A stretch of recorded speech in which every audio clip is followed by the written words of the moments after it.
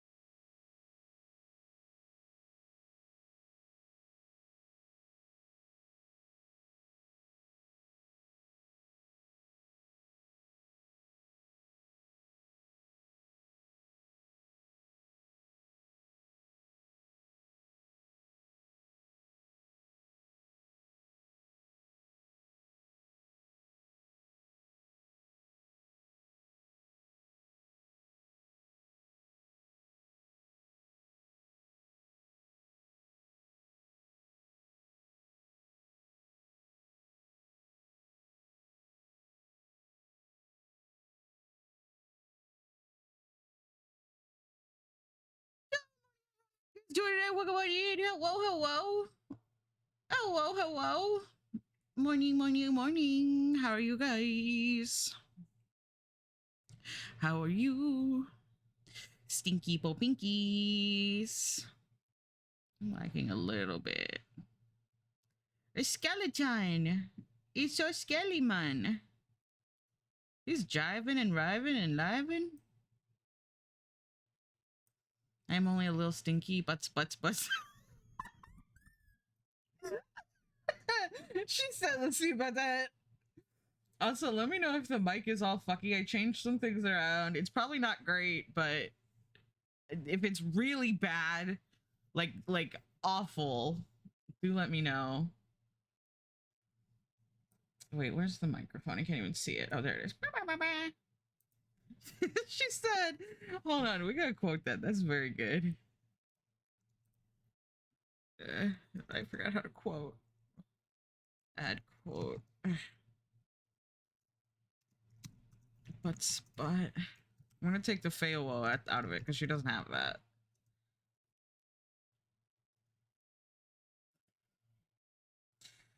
Yeah, nice. We're doing another creepypasta reading today. We're gonna read more creepypasta. I'm gonna be a cat. Meow. I wish to be a cat. We're gonna read the Dionia House, which this is fun. This is one where hold on, I'm moving the microphone a little bit. Where it takes advantage of the fact that it is a it's web-based. So how do you read a spooky spaghetti? It's like tea leaves. I go, how you people going in? Also, Paula, we have to get you your bead. You're the first beeb on the new lizard. Am I lagging a lot on? Hold on. Oh, why is it at 60 frames? No. 30. Eyes are the windows of the stomach. Yeah, like I got eyes down here. New liberd. Also, did y'all want to do? Well, here, let's switch scenes. Hold on, wait, I gotta hide something real quick. Okay. And then I'll get the lizard. Oh, there it is. Lizard. A ghost. Translucent purple. You got it. You have the little nostril. The double.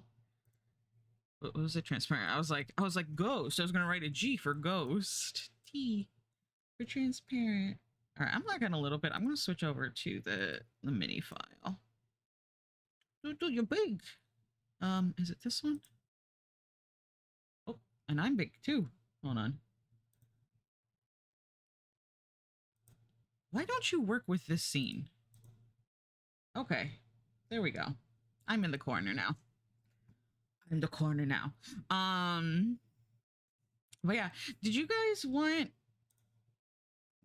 lizard saved? Yes. Okay, that's lizard 15. We gotta do the other lizards. We only have 2, 4, 6 done. We have less than like a third done almost. Tetley is here having a nap. Hi, Telly. I sit quiet so she stays asleep. Get out of in front of me. Can you move? Oh, why is this not set to the right one? I pushed this one, but it did this. They're switched. Also, are they not aligned? Oh my god. It's fine. Oh, I'm gonna give you guys your pool. Let me here, I'll just do it with the channel points. I'm gonna give you guys free swim. It doesn't do the thing. And pause. There we go. I don't know. I think I need to like double check StreamerBot and make sure everything's a Guggen. There you go. There's your pool. Did you guys want a puzzle to do while I'm reading this? Like you guys do a little puzzle in the background? Or nah? So I'm like, oh, you're kind of just sitting there. And I mean, I guess you're sitting there when you're watching me stream in general, but I don't know. We can do a little puzzle. Me jumping goober, it goes wink wank wank like a Pac-Man. Yeah, I am mobile, so I wouldn't be able to join personally. Valid. Now I could make it Bigums, and I think it actually posts in the Discord, and it's like, hey, there's a puzzle, and so you can like join it later. I think here, I'll start it. If you want to do it, you can. If you don't. Let's do. See, I'm not going to be able to do it, so I don't want to pick any of the ones I want to do. Let's do this kitty.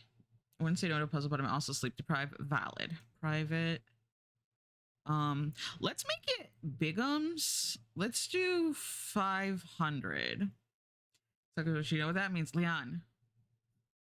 I knew you had it ready too. Let's do 555. We won't do mystery puzzle. You get to see the thing. We're not going to do hard mode where it makes the shapes different. And then let's subscribe for more. And there's no password. Okay. Create. And then hopefully it does the thing. Hopefully. Also, hi, Leon. I didn't say hi. Okay, so it didn't do it here. Did it do it in Discord? No. I probably set it up wrong then. All right, that's fine. What am I doing? Invite. Telegram. Let me hide it just to be sure. Yeah, I got a bit of the text file, so I guess you stink. You stink. /pin. Do a little puzzle while you listen. We'll just leave it there. Get it out of here. Oop, don't do that. And then I'll also put it in Discord. It's supposed to do it itself, though. I don't know why. It's supposed to do it in the gaming chat. Hold on, let me check that real quick. Here, I'll put us back in here. Excuse me, I'm sorry for a burp. I'm sorry. It's supposed to, like, I integrated it with Discord. Settings, connections, Discord. Yes. Settings. Communities. Is it because I didn't set it up through the community? Oh, wait. Oh, hold on. Puzzles.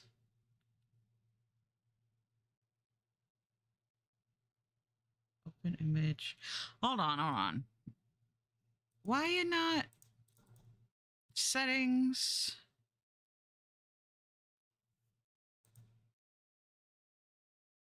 Connection, subscriptions, perfection.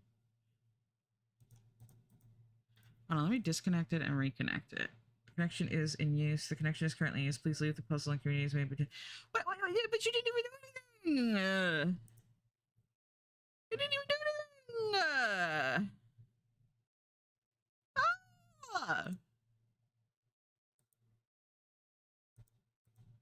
It's like I'm not gonna block list perfection communities. Wait. In progress. Communities, perfection, settings, subscription. I saw there was like a whole thing before where it was like, oh, post it in the chat and it'll send a thing, and it's like a whole thing, and the bots in the Discord.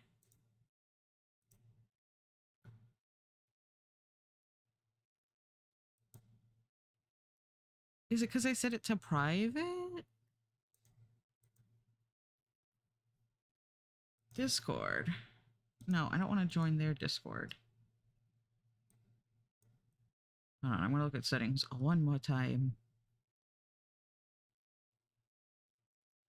The herd, yeah.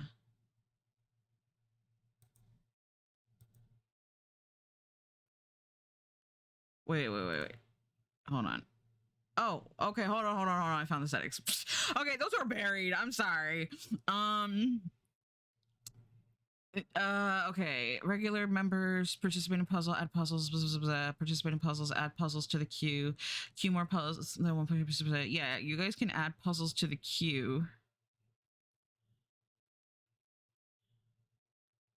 At Sarah JK.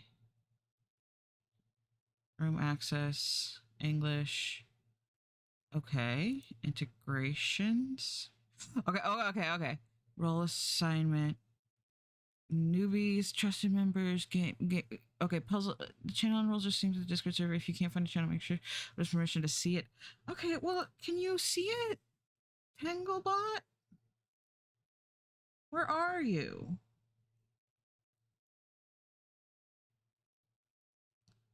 Did I kill it?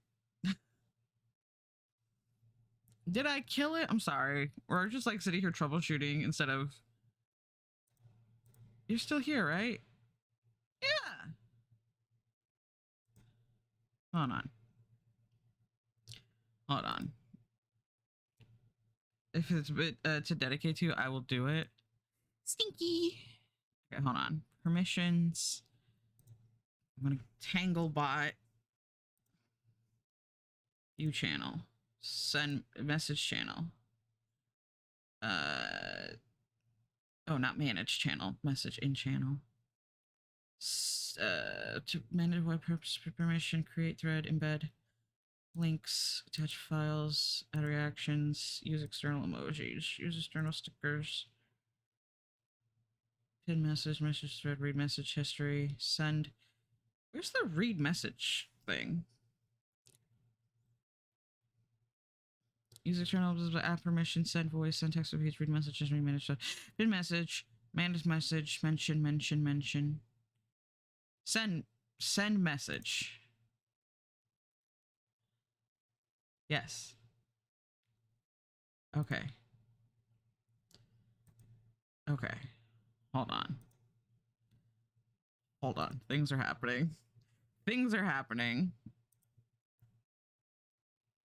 Puzzle announcement. Yeah. Okay, and then Twitch. Oh, I have to make it a bot. Oh, how do I do that? What's its name? Oh, play Tangle. Okay, hold on. We're gonna mod it. /mod play Tangle. Okay. Okay,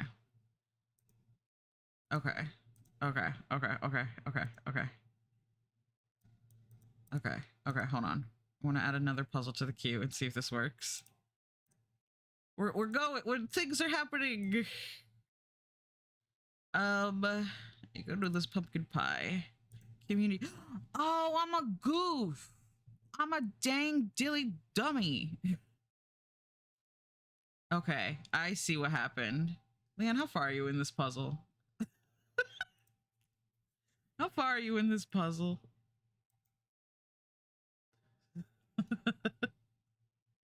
I'll leave it. You guys can continue. Yeah, you're a ways, so I'll let you go. Okay, I have to remember next time to open it as a community puzzle, not a private puzzle. That's on me. Okay, I figured it out. We're silly goofy. But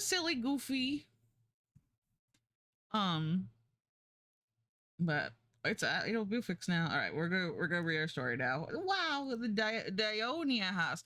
This is written by the guy who wrote the 2011 Thing movie, which I don't know if that movie is good or not because everyone is like, I don't like that they changed the practical effects for CG, which is a valid take, but also, what about the writing?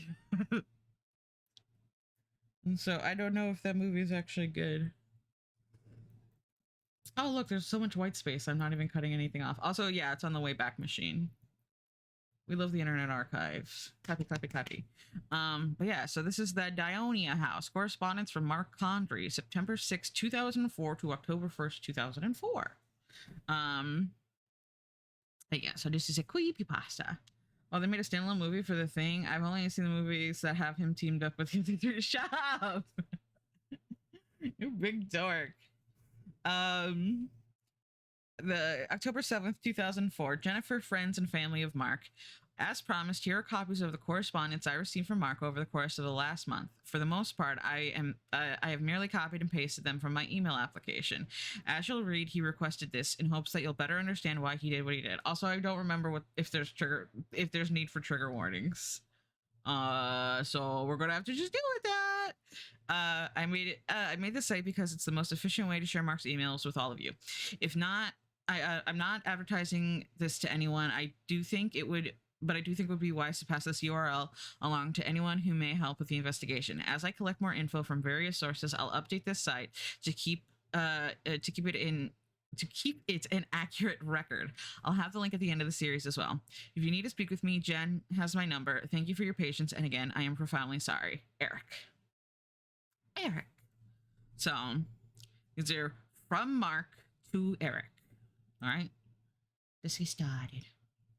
Also, obviously, this is an old-ass creepypasta. It's over 20 years old. This creepypasta can drink.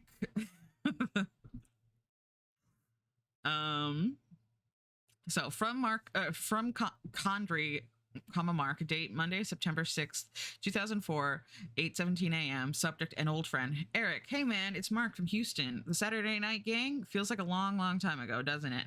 I found your email from your website. Looks like you're out in LA now. Cool. I remember telling you should be out there doing the California thing. You still with Connie? I'm in Dallas now. I met someone who works in my building. We've been seeing each other for 2 years now. Listen, the reason I'm writing you out of the blue is because I got this newspaper article in the mail. Actually, I do know what some of the... Don't ignore this one. Gun violence and suicide. Oh, God. Suicide. Sorry, I was like suey. Center to horizontally. There we go. Where were we? Listen, the reason we're running out of the blue is because I have I got this newspaper article in the mail. Maybe you got one too. It's about Andrew. You remember Drew? Travis would pick him up most of the time. Messy hair, sort of a fanboy type.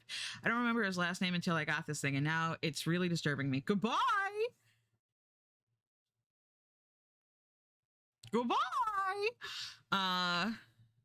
I don't remember his last name until I got this thing, and now it's really disturbing me. Do you know what happened? Did you hear about it already? Let me know if you have some time to talk. I can call you, or you can call me if that works better. I'm going to see if I can track down Travis and Dave. A quick search doesn't seem to turn up any leads, but maybe they just don't have websites. If you still talk to either of them, let me know. Thanks, Mark. Okay, so that's our start. Something's going on with this Drew kid.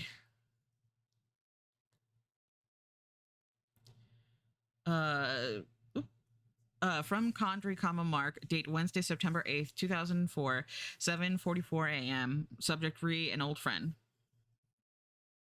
Eric, thanks for the quick reply. Didn't mean to sound cryptic in my first email. I'm just reluctant, I guess. I hadn't really seen or thought about Andrew since he stopped showing up for game night, and that was 5 years ago. That was about the time we all went our own ways, back in 1999. You moved out west, I moved up to Dallas, etc. So when I got this article in the mail, it caught me by surprise. We already know things don't turn out well because they're talking about Drew in past tense rather than draw. Shut up! You're big fucking dork. It's so silly. And yeah, I'll just transcribe the thing for you. I wasn't sure if maybe you were the one who sent it to me. I'll put it into this email at the bottom. I think this blue text is supposed to be Eric talking to Mark, if I remember correctly. I read this earlier this year, which is the second creepypasta that I'm going to put on my letterbox, or not my letterbox, my Goodreads twice this year, but I remember the overarching things. I don't remember specifics. Um, I remember him. He was never the kid with the idea. He was the kid who agreed with yours. Slowest to get the joke, usually. Laughed the longest. That's Andrew in a nutshell, yeah. At least that's how I remember him. He got on my nerves sometimes, but damn if he didn't love being part of the gang. He'd ask me for some poker chips on card night or borrow dice from my bag, that sort of thing. Whenever we played Tecmo Bowl on your Nintendo, he always wanted to be on my team, which would have been fine if he was any good. I haven't heard from Travis or Dave in years. They fell off the radar about the same time you did. None of us made much attempt to stay in touch. It was just one of those things. That's okay. I wasn't trying to point fingers. It happens. I was hoping you had already heard about Andrew, like you'd gotten a copy of the article. I still haven't been able to get a number or email for Travis or Dave. Maybe they know more about this than we do. Andrew usually hitched a ride with Travis most of the time. It was on the way home from Travis. Didn't Andrew live with his mom, like get an apartment, and his stepdad was a real estate broker? Had that one house way out on past Highway 6. You remember that? Andrew was scared to death of that house. Here's the article. There's a photo of Andrew with it. Looks maybe like his driver's license photo. Still had messy hair. Okay, so this is why we have the trigger warning. Unlike those fake estate brokers. Gunman shoot to kill self in Boise restaurant. Diners at a roadside breakfast cafe at Interstate 84 fled to the parking lot in a panic yesterday afternoon when a man entered and began shooting patrons inside, killing two. The couple, John and Lucy Matson, were having lunch when 26-year-old Andrew Hughes entered, wielding a Smith & Wesson .59 pistol, according to police. Witnesses claim the perpetrator was muttering to himself as he approached the smoking section. Wow, the smoking section, and opened fire into the first occupied booth, fatally wounding the Matsons. Soon after, he turned the weapon on himself. All three were taken to paramedics to St. Alphonsus Regional Medical Center, where John Matson and the shooter were pronounced dead. Lucy Matson, 37, remained in critical condition for several hours, but did not survive the night. Police are investigating Hughes' work and personal background, but as of this morning, a motive for the attack is unknown. If there's more to the article, I didn't get it. That's where it's torn off. The other side is part of a Dillard's ad. This is really bothering me, Eric. What the hell was Drew doing in Boise with a fucking gun, hanging out with us for almost 2 years? I just don't get it. And something else is eating at me. I can't figure it out yet. Are even fake estate? Shut up. At least I'll do things. Love, smile, love, chat, love, team. Yum, nom, nom. So yes, this Drew kid did a bad.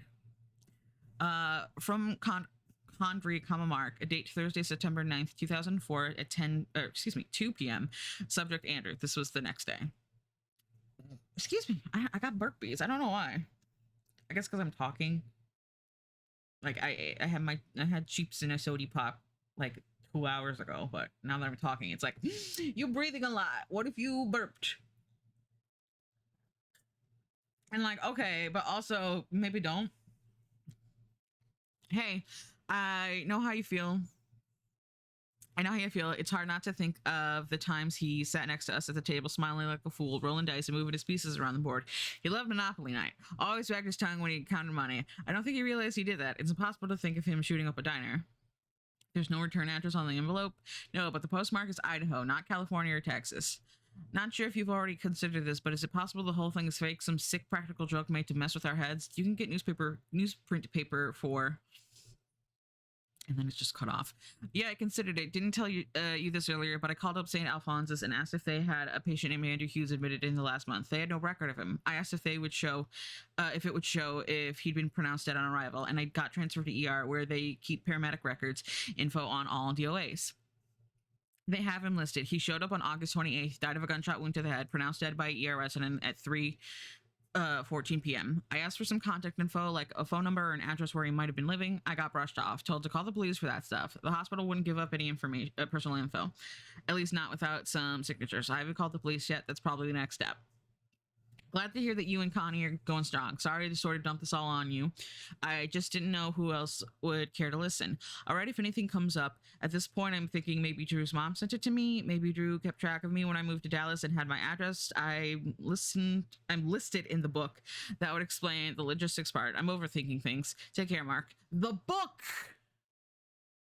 The phone book. Remember phone books?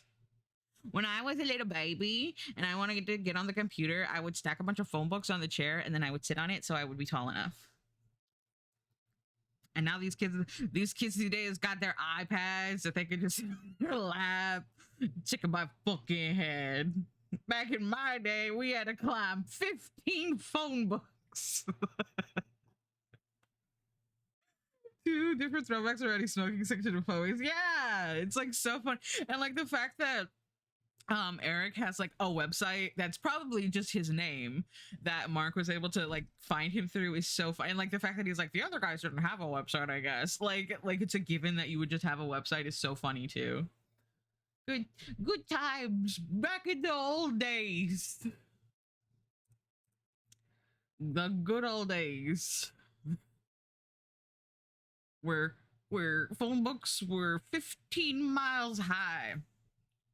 Do they even still make phone books? Somewhere has a phone book. Some fucking backwaters town still gets the phone book, and it's probably thin as hell. From Condry, I don't know why I can't read his name half the time. Condry, Mark, date Friday, September 10th, 2004, 3:11 a.m. Subject, thoughts and concerns. So this is the next day again. Hey again, I know it's late or early, depending on how you look at it, but this Andrew thing won't go away.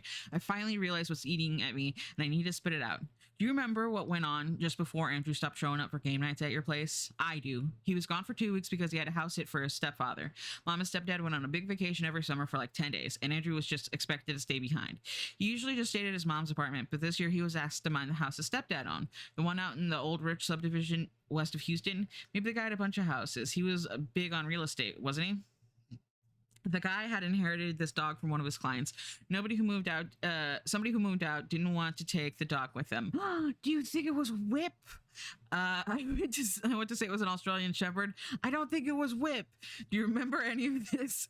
Andrew talked about it the weekend before. Dog had behavioral problems. Whined, barked, scratched at the door, pissed on the carpet, didn't want to be inside, always wanted to be outside. Dad kept it in the kennel except when it rained. Andrew was supposed to take care of the dog, plus a few other things like mow the lawn, so that sort of crap. For 10 days, really?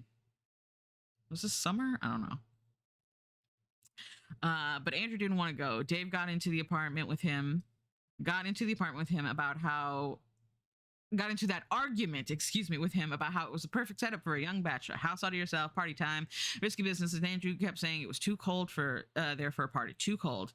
And I distinctly remember that. How he kept asking us to drive out and stay with him while he was house sitting. I didn't think anyone went out there. Did they? I never did. We didn't see him for 2 Saturdays in a row. Then Travis picked him up like usual since he was back at his mom's place. Then one night, that's the one night with Andrew I remember the most. I bet it's the same with you. It was the most bizarre, frustrating night I had with the group. Andrew walked in quoting some commercial verbatim. I want to say it was a Tide ad. Travis told us he was like that in the car all the way over. Commercials, shows, movies, radio songs. The first couple of hours gaming was like being in a room with the TV on. Then he started parroting us. He just copied things we said. You remember? Tell me you remember this. I can see it in my head so clearly. Oh, and what was his response to anyone's complaints? Okay. Drew, stop quoting Law & Order episodes. Please give the Pontiac commercial a rest. Dude, shut the fuck up and roll your dice. Okay. And then he'd launch into something else for a few minutes. A few minutes later, it wasn't just that he would regurgitate that crap, it was that he could take it so far. Whole reams of dialogue that he'd somehow memorized from one throwaway TV episode, lyrics to entire songs. It went from odd to funny to disturbing in the first hour. Look, I'll come out and say it. Whatever happened in those 10 days, it changed him. He wasn't the same person after that. We all know this. We never talked about it, at least not with me around. But fuck if we didn't know instantly that the person who came back from that house was not Andrew. I wrote before that I hadn't thought about Andrew since 99. That was a lie. You know the way your brain sometimes reminds you of things you hate to dig up, the ones that sour your stomach? I've thought about him a few times, about that night. Was that the start of his madness, or whatever it was that drove him to shoot up a diner? Were we there to see him first lose his grip? Jesus, Eric, why the hell didn't we say anything? Oh, it's scary. He went oogly boogly. From Condry, Mark, date Friday, September 10th, 2004. Same day. 11:38 a.m. Subject, the door is open. Eric, I woke up to the phone ringing this morning. Turned out to be a reporter from the Idaho Statesman. She finally called me back. Did I tell you I called to track down the source for the article? She didn't have any new developments on the story, but we'll continue to follow up with the police. I asked if she had any other details about the crime, stuff that didn't find its way into the article. We sort of went over her notes. Most of it I already knew, but there was one piece of information that caught my attention. She wrote in the article that Andrew was mumbling and muttering to himself when he entered the restaurant, but she didn't put in what he was saying. According to witnesses, he kept repeating, "The door is open." Does that make any sense to you? The door is open? Write me back, Mark. Ooh, the door. The door is open. Scary. Frightful. From Condry, Mark, date Sunday, September 12th, 2004, 5:10 p.m. Subject, a plan. Okay, so this was like 2 days later. Eric, haven't heard from you. Just write and let you know I've had a day to put some distance from the whole thing, and I've made a decision. I'm going to fly down to Houston and see if I can find someone in Andrew's family. I once rode with Travis to pick Drew up. I think I know where his mom used to live. From there, maybe I can find stepdad and the house. I've tried the Boise lead already. I called the cops and got more questions than answers. And now some Lieutenant Perez plans to call me back in case he needs more testimony from me. Like I know anything. Apparently, Andrew was living alone in a rental up there, working at a Blockbuster video. Blockbuster. That's about all I got from the cops and Idaho. I'm aiming for Houston. I didn't realize the first time I read this how 2004 this is. And now I'm just like, wow. Even driving my own car in a cheapo motel, it's still going to cost me about $200 for the trip. Jenny is worried about me. She'd rather I stay and pretend the police will figure this out on their own. But I have to go down there, Eric. Here's why. I think Andrew was afraid of the house for a reason. Whatever the reason was, during those 10 nights, something emptied him. Gutted Andrew like a fish. It yanked out whatever he was inside and shocked him into forgetting it all away. He was hollowed out. To fill the void, he absorbed any input he could find. Television, radio, conversation, soaked it up and presented it as Andrew. He would walk and talk. He wasn't injured, not physically, but he wasn't the same either. There's a gap I need to fill in my head, like the time in the house. I have these pieces of Andrew that don't match. I need something to match. Hell, I'll feel better if something will just make sense. I think TV commercials and Blockbusters are the throwback list. Yeah. I won't ask you to fly down and join me, but I could use your help all the same. I have some questions you might be able to answer. Please call me or send me a note if you know any of these. My phone number is redacted. What was the stepfather's name, first or last? What was his mom's name? Was her last name also Hughes? What was the name of the subdivision where stepdad's house was? I think Andrew mentioned it. I hope I haven't freaked you out too much with my crazy talk. I know it's probably comes off sounding absurd, some of it, or maybe not. You were there for some of this. If you really think I'm off my noggin, tell me. By all means, tell me. Hope to hear from you soon, Mark. The plot thickens. The plot thickens.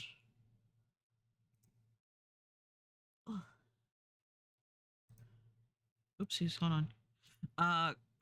From Condra, Mark, date Monday, September 13th, 2004. I just realized I skipped over September 11th. 8:22 a.m. Subject replan. Eric, thanks again for calling. I got your emails. Well, I mentioned a few things. It mentioned a few things we didn't discuss over the phone, so I want to add a comment or two. What I remember was that Travis told us the time he went to pick up Drew and he had to go up to his room to get him. That was the last time Drew gamed with us. Travis went upstairs to his room and the kid was pacing back and forth by his bed. Everything was all neat and tucked in, but the carpet was worn in the line where Drew was pacing. Like, it's all he did. Yeah, yes, I remember this too. And the way Travis told the story, like he wanted it to sound funny, but he didn't believe it was. And Dave laughed. He said, "Man, that dude's a broken record." And we all agreed, nodding and chuckling. Fuck, we all just let it go like that. Like it was easier to write him off. But Travis was the last one to laugh. He'd seen the room with his own eyes.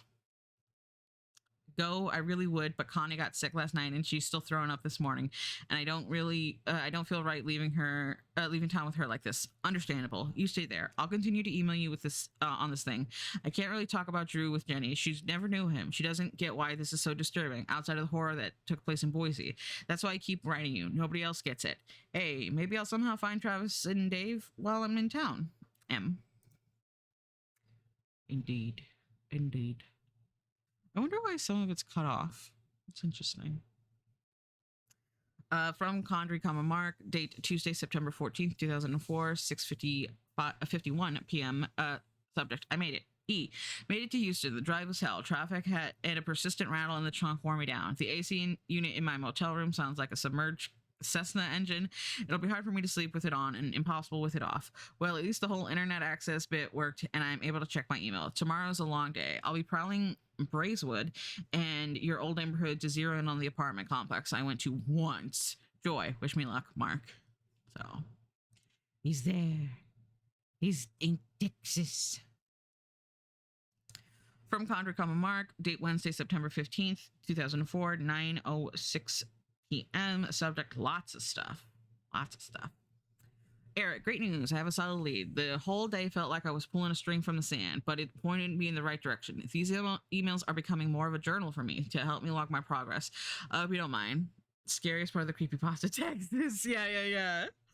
It took me an hour to drive back and forth from Gesner and Braeswood area before I zeroed in on the right side street. The landmarks had changed. I was 90% sure I'd found the right apartment complex, but I was still grasping air. With no name for Drew's mom and no guarantee her last name is Hughes, I went to the manager's office and I just got lucky. Her name is Nancy Hughes, and she stopped paying the rent in September of 1999. Drew paid it for the rest of the lease term, which ended the following February. According to the note in the resident file, he paid in cash. Seemed mom moved out or just up and left one day. Poof. Andrew was living alone in the apartment then? How was he paying for rent with his just minimum wage job? That hasn't changed. I showed the manager the article to Andrew and then I lied. I said I was a private investigator. I don't know why. Maybe to justify why I was having her dig up rental information from 5 years ago. That scared the shit out of me. Anyway, she's got off on it and kept rooting around in the Hughes file for me like a movie sidekick. Does an alphabet puzzle must acquire more caffeine. No worries. You can have a nap. She found something. A third paycheck. A third party check covered rent from December of 98. Kurt Malone. I'm thinking this is stepdad. The manager photocopied the check for me, and 10 minutes later I was calling the phone number printed with Kurt's address in the upper left hand corner. No luck. Disconnected. So I took another approach and called 411 for the local realtor service. You can do a search for contact information for a specific realtor. I remember hearing about this from a coworker who'd sold his place in Greatwood. Malone was listed under the little Remax affiliate office in Katy. I got that number and called there. Left message. GG's. Evelyn, the owner, called me back and said Malone hasn't worked there in forever. He up and vanished, left her with all kinds of issues. She thinks he had financial problems and bailed for Mexico. I find it hard to swallow a theory told to me in stage whisper, but maybe that's just her personality. Oh yeah, Spondo not here? Why is Spondo not? Oh, I know why.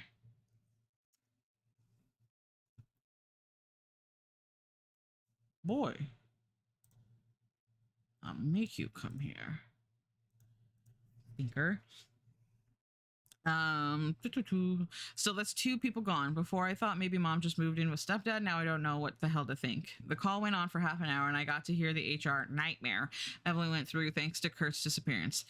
Halting his benefits, freezing the 401k plan, surrendering documents to the police, etc. I finally broke in and asked about the house, the one out in West Houston he owned. She got very quiet after that. It took me another 10 minutes to answer her questions about who I was. This time I was honest and upfront with her. I guess it paid off because she believed me, or at least believed in my intentions, and she checked her records. I have an address, Eric. Kurt had his own home in Sugarland, but get this. He was renting the house from a client way out west near Pecan Grove Plantation. The paperwork was curious since he was supposed to be selling this place, but the previous owner had signed off on it in multiple places, like it was no real conflict of interest. She didn't know what happened to the house after it was seized by the bank. I guess I'll find out tomorrow when I drive out there. I'm close, man. I'm real close. We'll see about that. We shall see.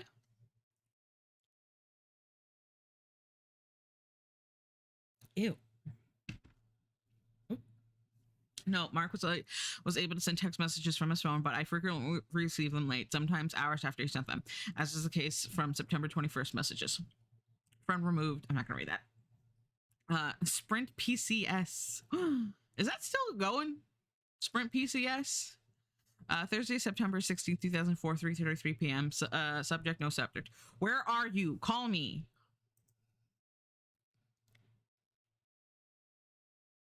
He's scared. He's a scared boy. Okay. From Condry, Mark. Date Thursday, September 16th, 2004, 8:25 p.m. Subject, the house. Holy fuck.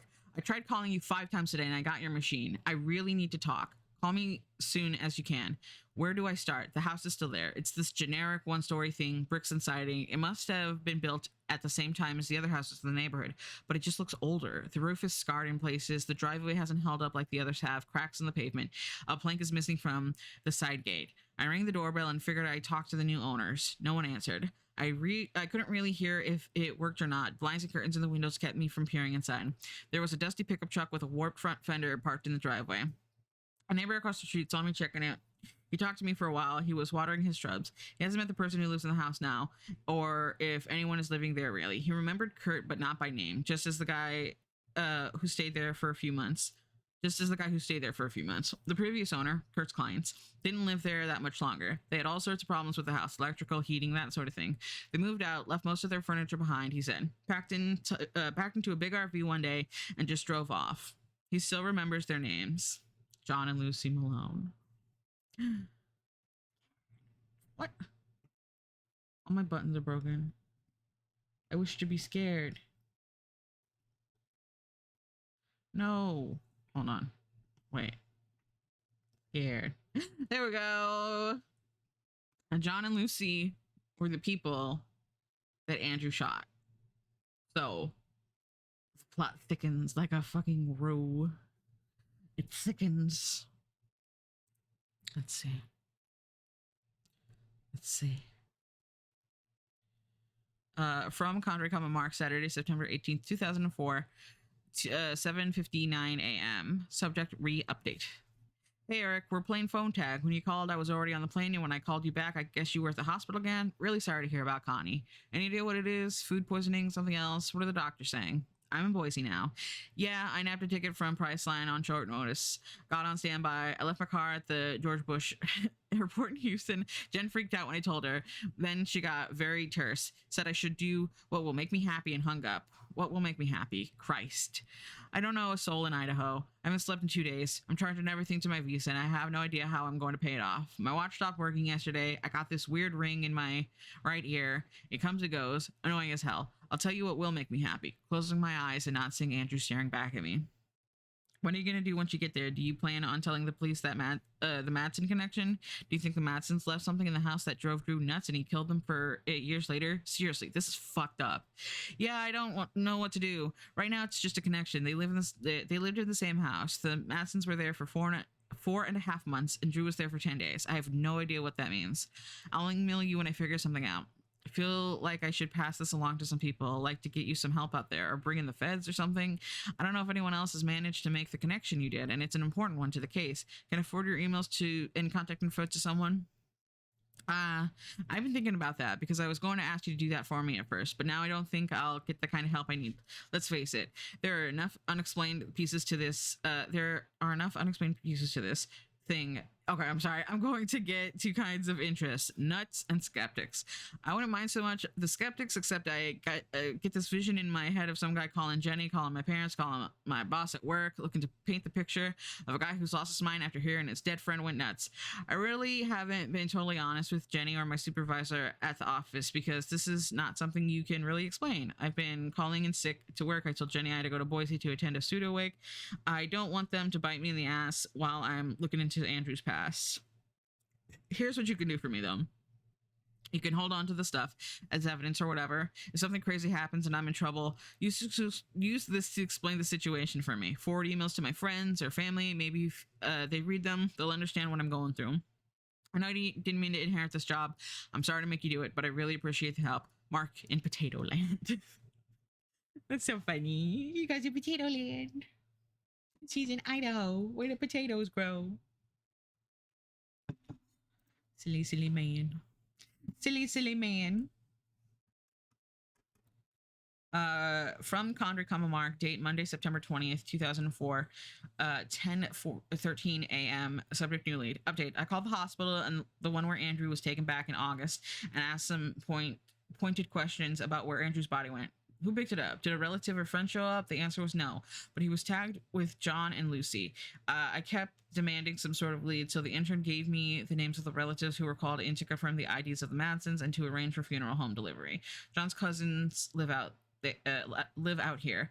I'm about to head out and meet Greg Archer, the cousin, and his wife. All right, again from the motel. M. Did Mark steal the last straight piece? Yeah, he stole it. He's hidden it. It's in the house. From Conrad, Mark, Monday, September 20th, 2004, 10:40 p.m. Subject to the Archers. Back. That was strange. I met the Archers. I know what you said last time I called, how I need to stop lying because I'll make it harder. It'll make it harder on me later. But I wasn't about to tell them I'm a good friend of the guy who killed Greg's cousin. I said I knew the Madsons when they were in Houston. I had some burning questions about what happened to them, as I claimed, they practically dropped off the map when they left town.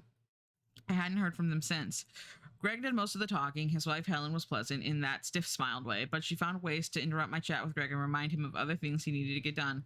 The more she did it, the more I encouraged Greg to keep chatting. The Madsons, as he tells it, had a long future planned in Houston. John got a transfer to Schlumberger Oil and looked forward to settling down. Then things started to go wrong after they moved in. Just little things that piled up. Their car kept getting flat tires. Lucy broke her ring finger after... while futzing with the dishwasher, trouble getting mail, their phone got disconnected when they didn't pay the bill for 2 months, the bill they never got, that sort of thing. Finally, something happened. Greg doesn't know what. It was enough to get them to put the house on the market. That same week, John sold in all his company stock, gutted his 401k, quit his job, and put everything into a big RV. He and Lucy drove off in their new motorhome and never looked back. They'd been driving across the country the last 5 years, nomadic. Lucy got pregnant in 2000. Oh, I'm sorry. I did not remember that. The warning for miscarriage. I'm sorry, guys. I didn't realize that was in there. My apologies. The miscarried, they still kept on the road. Greg thinks they would have just kept driving through Idaho if the RV hadn't broken down with an AC problem. Greg says John called him up out of the blue and asked if he could and Lucy could stay over. Greg made the guest room upstairs and he and Helen welcomed them in their house for a week. That was right before the shooting. Here's where it gets stranger. Greg took me up to the guest room and pointed to some spot in the carpet right in front of the closet door. Furniture footprints, like something had stood there. Greg says it was the dresser, the one against the opposite wall. They barricaded the closet door for the duration of their stay. It was the strangest thing. He also noticed that they kept the bedroom light on around the clock and bundled up with a spare set of woolen sheets for the bed. Greg never found the right way to ask a number of questions. I think he felt a little better talking to me about it. I'm not his cousin, but I'm someone who listened to him and agreed it was bizarre.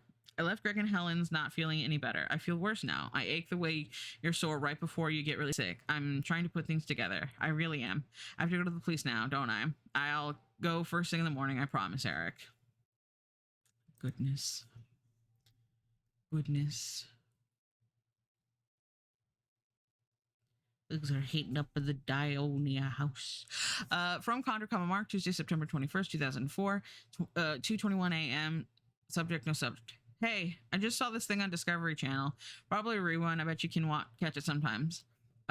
All about natural predators and stuff. Wild things. Yeah, I'm up watching TV since I can't sleep. Anyway, it had this thing on the Venus flytrap talking about how it lures the curious insect to its lip and then these invisible hairs or something sense when one of the suckers lands on it and wham, it swallows the bug. Just like that. Later on, it spits out the skeleton of the fly and waits for the next victim. Some types of fly trap plants emit the odor to entice more food, says the voice on the TV. The fancy name for them is Dionia muscipula.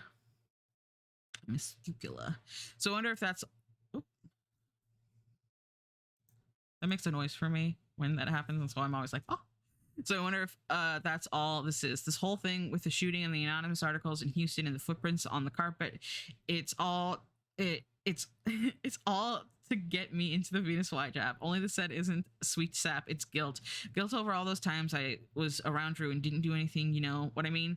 And I'm flying all over the fucking country and my head is buzzing and I think I'm getting close to the truth, but really I'm tickling some invisible hair and the ground is about to fold up and swallow me down into that place where Nancy Hughes and Ken Malone went. I'm going to take some sleeping pills. I hope Connie is getting better, man. I miss Jen. She was just a way of making me feel like I'm home just being around her. I'm tired of motels. I'm sorry, Eric. I'm sorry.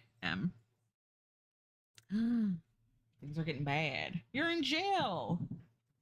Tim, you're in jail. Oh, I'm doing a stretch. You should stretch too if you can. Oh my god, Tim, you don't have to answer. Because I know you're busy, but it reminded me of you. So last night Bob went over to my aunt's house because she was gonna have aunt's boyfriend to fix the taillight on her car. And she was gone for a while, and sometimes she just goes over and talks to, chats with my aunt. And it was like getting late, and I was like, oh, is she still over there? I don't want to interrupt her because, like, I don't want to, because sometimes she'll just be like, okay, I'm coming home right now, and it's like, no, you can stay. I just want to check on you. And so I was like, oh, let me see if she like got home and I didn't notice, and I'll check the doorbell cam and see if the car's in the driveway. So I did, and I'm like, oh, okay, the car's here. I guess she showed up. And then I look and I see in the car, she's in it on her phone. And so I message her, come inside. And then I go back and I open the camera again, and as she's walking in, I'm like, I see how it is. And she's like, you're silly. And I'm like, you're silly. And it was just so funny. Yeah, she was having car time. But it was like 10 o'clock at night or 9 o'clock. It's late. It was dark. And I was just like, get in the house. Like, what are you doing? You're silly. But it's just so funny that I like caught her in the car, just like in the driveway, just sitting there, like, and she was like on her phone. Her face was lit up with her from her phone screen. And I was just like, woman, I love car time. I know you do. Yeah, so she was she was having car time, and I was just like, hey, get in this house. It is late. It is dark. You need to go to bed. I had like car time today, but I needed to pee, which forced me inside. Good. It's so silly. All right. From Condre Kamamarg, date Tuesday, September 21st, 2004, 12:15 p.m. The subject, where Andrew stayed. Eric, bingo! I went to the police and asked to talk to Lieutenant Perez. Instead, I got Detective Solkloff. He said he was working the Hughes case now. I'm more inclined to think he was running interference for Perez in case I was a wacko. Anyway, I told him about the Madsen's connection with Andrew to see if that would help. He said they'd look into it. Then he started with the questions about me, and I looked for a way to cut the chat short. Police stations make me uncomfortable. The rest of the talk was sort of banal, but at the end of it, almost offhandedly, he asked if I wanted to sign for Andrew's personal effects since they had copies of all the important stuff. I said sure, even though it made me feel like they'd already written off the case. Drew's been busy the last 4 years. He had driver's licenses for Kansas, Colorado, Arizona, California, and Idaho. Looks like he stayed at friends' homes because none of the addresses printed on the license have apartment numbers. His Idaho license is just 2 months old, and it has the address of the rental home where he stayed. I'm going to drop by this afternoon and see what happened to his things there. Maybe there's a clue to how he knew where to find the Madisons or why he shot them. Perez, or somebody, has done this already, I'm certain, but I'm not sure he looked very far. Wish me luck, Mark. Leanna's created a whole cat while I'm trying to make oranges put together. Wait, hold on. I don't have it open. Let me see. Why is my internet being so shitty right now? Hold on. Excuse me. I'm sorry for barp. Here, actually got it on. The script pieces make a pattern my eyes and brain saw. Hold on, let me. Where's your cat? Kitty. Kitty. There's this little cat just over here. That's so funny. And then Paula tried to make the pumpkin. What does this picture look like again? All right. I bet these flowers would be pretty easy to put together too. I mean, they're like kind of out of focus, but Kitty, her little dress, so cute. Where is the last straight piece? Oh, it's a page. Oopsies, I didn't mean to grab that. Where is that last straight piece? Hold on, let me see if I can't find it with my fresh eyes. What color would it be? Blue. It'd probably be easier if I bothered to look at the picture. It's not in the corner. I don't. It's not in the corner. Don't look there. Shaking my damn head. Oh, it's right here. I got it. Oh, by the way, if you guys don't know, if you're on PC, you can right click and you can pick up to 5 pieces at once. And then if you right click and hold, you'll put them down. We're getting ads in a minute. So if you you're like, oh, I'm looking for all the blue pieces for the whatever the fuck this is, you can go through and grab all the blue pieces, so you don't have to move them one at a time. See, I told you. That's true, you did. Or here's the flower, here's some flower, here's flower, here's flower, and then let's get one more. Oh, and then you can oh, I dropped 2 of them, and you can hold one more, so you can move 6 pieces at once. Here, I'll just put these down here. And then make a little... Oh, I guess this is the pumpkin, not the flower, but that's okay. But yeah, and then if you hold R, by the way, it'll highlight all the pieces that aren't stuck in, which is everything but the edge and these 2. So if something gets overlapped, you'll know. Yeah. Okay. Back to the house. But yeah, that's fun. I like that you can pick up multiple pieces, because in real life you can pick up how many pieces you can fit in your palm. I think if you subscribe they let you pick up more, but I feel like 5 is enough personally. Oh, did we finish this? Okay, yeah. I just didn't go to the next page. Yeah, I like that site. It's fun. Oh, this is a text. Standing in front of the house now. It's the same one, the Houston house. Some marks on roof. Same marks on roof. Safe fence damage. So he's at this house, the house that the Madsons, the house that Andrew was staying at in. What did he say? Idaho? Potato? Yeah, Idaho. And now it's the same house. Oh, I didn't say it. Tuesday, September 21st, 2004, 4:14 p.m. So it's the same house. Okay, more text. Same day, 4:22 p.m. Just talked to the old man across the street. He says the house has been here for years, rented out as far back as he can remember. So the website's slow because it's going through the Wayback Machine. 4:25 p.m. I rang the doorbell. No answer. It's exactly the same. Eric, I don't understand. The way he texts in all caps. 4:29 p.m. Ears ringing again. I don't know what to do. How is it the same? Ooh, it's a mystery. 4:33 p.m. There's a way into the house here. Oh my god, I forgot this part. Mark, no! Ringing the doorbell took 5 minutes. 5 minutes late, shake my fucking head. Shake my fucking head. 4:33 p.m. Where are you? Pick up the phone. Pick up you damn phone.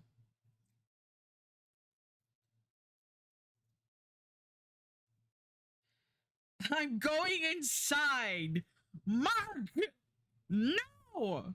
Stay out of the house. He's maybe not the smartest tool in the shed. The sharpest tool, the smartest. He's not a smart tool or a sharp tool.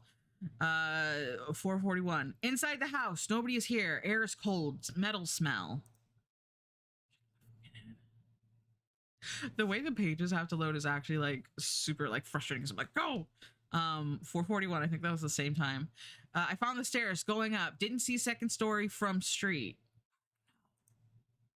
No. 4:47. Did you call? Signal cuts off. 3 bars, then no bars. I'm looking for more of Drew's stuff here. Layout is really bizarre. Lots of rooms. I don't know if this guy understands he's in a horror story. 4:47. Door at end of hall. Made of metal. Checking other rooms instead. Oh, God. This makes me so tense. I don't like it. I don't like it. Call? 5:05 p.m. call. My guy, if he hasn't messaged you back, clearly he can't. Like, I know you're scaling, but he can't get you.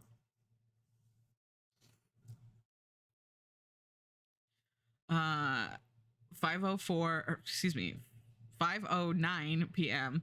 Found something. Drew's backpack. Getting out of that here now. Yeah, get out. Welcome back from the edge. Monkey's in the house. 5:11 p.m. I think someone's here. I just heard something. I don't like it. I'm scared. Scared. I showed you my criminal intent. Please respond. Yeah, for real, for real. You are committing crimes. This is trespassing. I know the youths like to call it urban exploring. The door is open. He said the thing. Wait, look at the time. 5:77 p.m. Hold on a second. That's not a time things can be. Hold on a second. Wait just a goddamn minute. That was just 5:77 p.m. I wonder if that's intentional. Like, no, because you wouldn't have like accidentally hit 66. Like, oh, I meant to hit 66 because it also can't be 66 p.m. Interesting. Interesting. And before it was 5:11? And 11 plus 6 is 7. And that's almost the number of the beast. The door is open.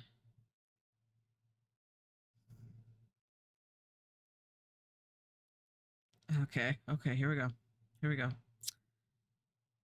Wait, hold on. I want to check the dates again. September 27th, 5:77 p.m. 21st, 27th. Okay, so it's been like 6 days. From Condor, Mark, Monday, September 27th, 2004, 1:18 p.m. I never noticed the 77 the first time I read this. Hello, Eric. This is Jennifer. I'm on Mark's PC now. I did like you suggested. Oh, sorry, this is Stream Deck trying to get something that scared me, actually. I did like you suggested, and I looked through his outbox and don't see any emails about this to anyone else. There aren't that many, really. He didn't tell me a lot of stuff, Eric. Now I'm reading the last thing he sent you back on the 13th. I didn't know he was so emotional. Why didn't he tell me about this? But anyway, like you said, he wrote to you from his laptop and was in Houston and Boise. And the police up there said they found that in his motel room. And they're taking their own sweet time checking it out for clues. So yeah, I will keep asking for that to be sent down. Where else should I look? I don't know what else to do here except wait until you come down and look at it. You said he does have AIM, and I can't tell where the chat logs would be saved or anything if he's done that. Please tell me what else I can do. You know more about what he was up to than anyone else because of his old friend the two of you had who went crazy. And now Mark is missing for almost a week. Please send me the other emails he sent you. Please, I need to know. I want to know more. Jen. Okay, so Mark is gone. You can't be sure if it's supposed to be a spooky thing or if it's AI generated. Is spooky? So Mark is gone. Jen's on his phone, or Jen's on his email, and they're talking through AIM. AOL Instant, or he has AIM. Did you know AOL is or has already at this, like, very recently ended its ISP support?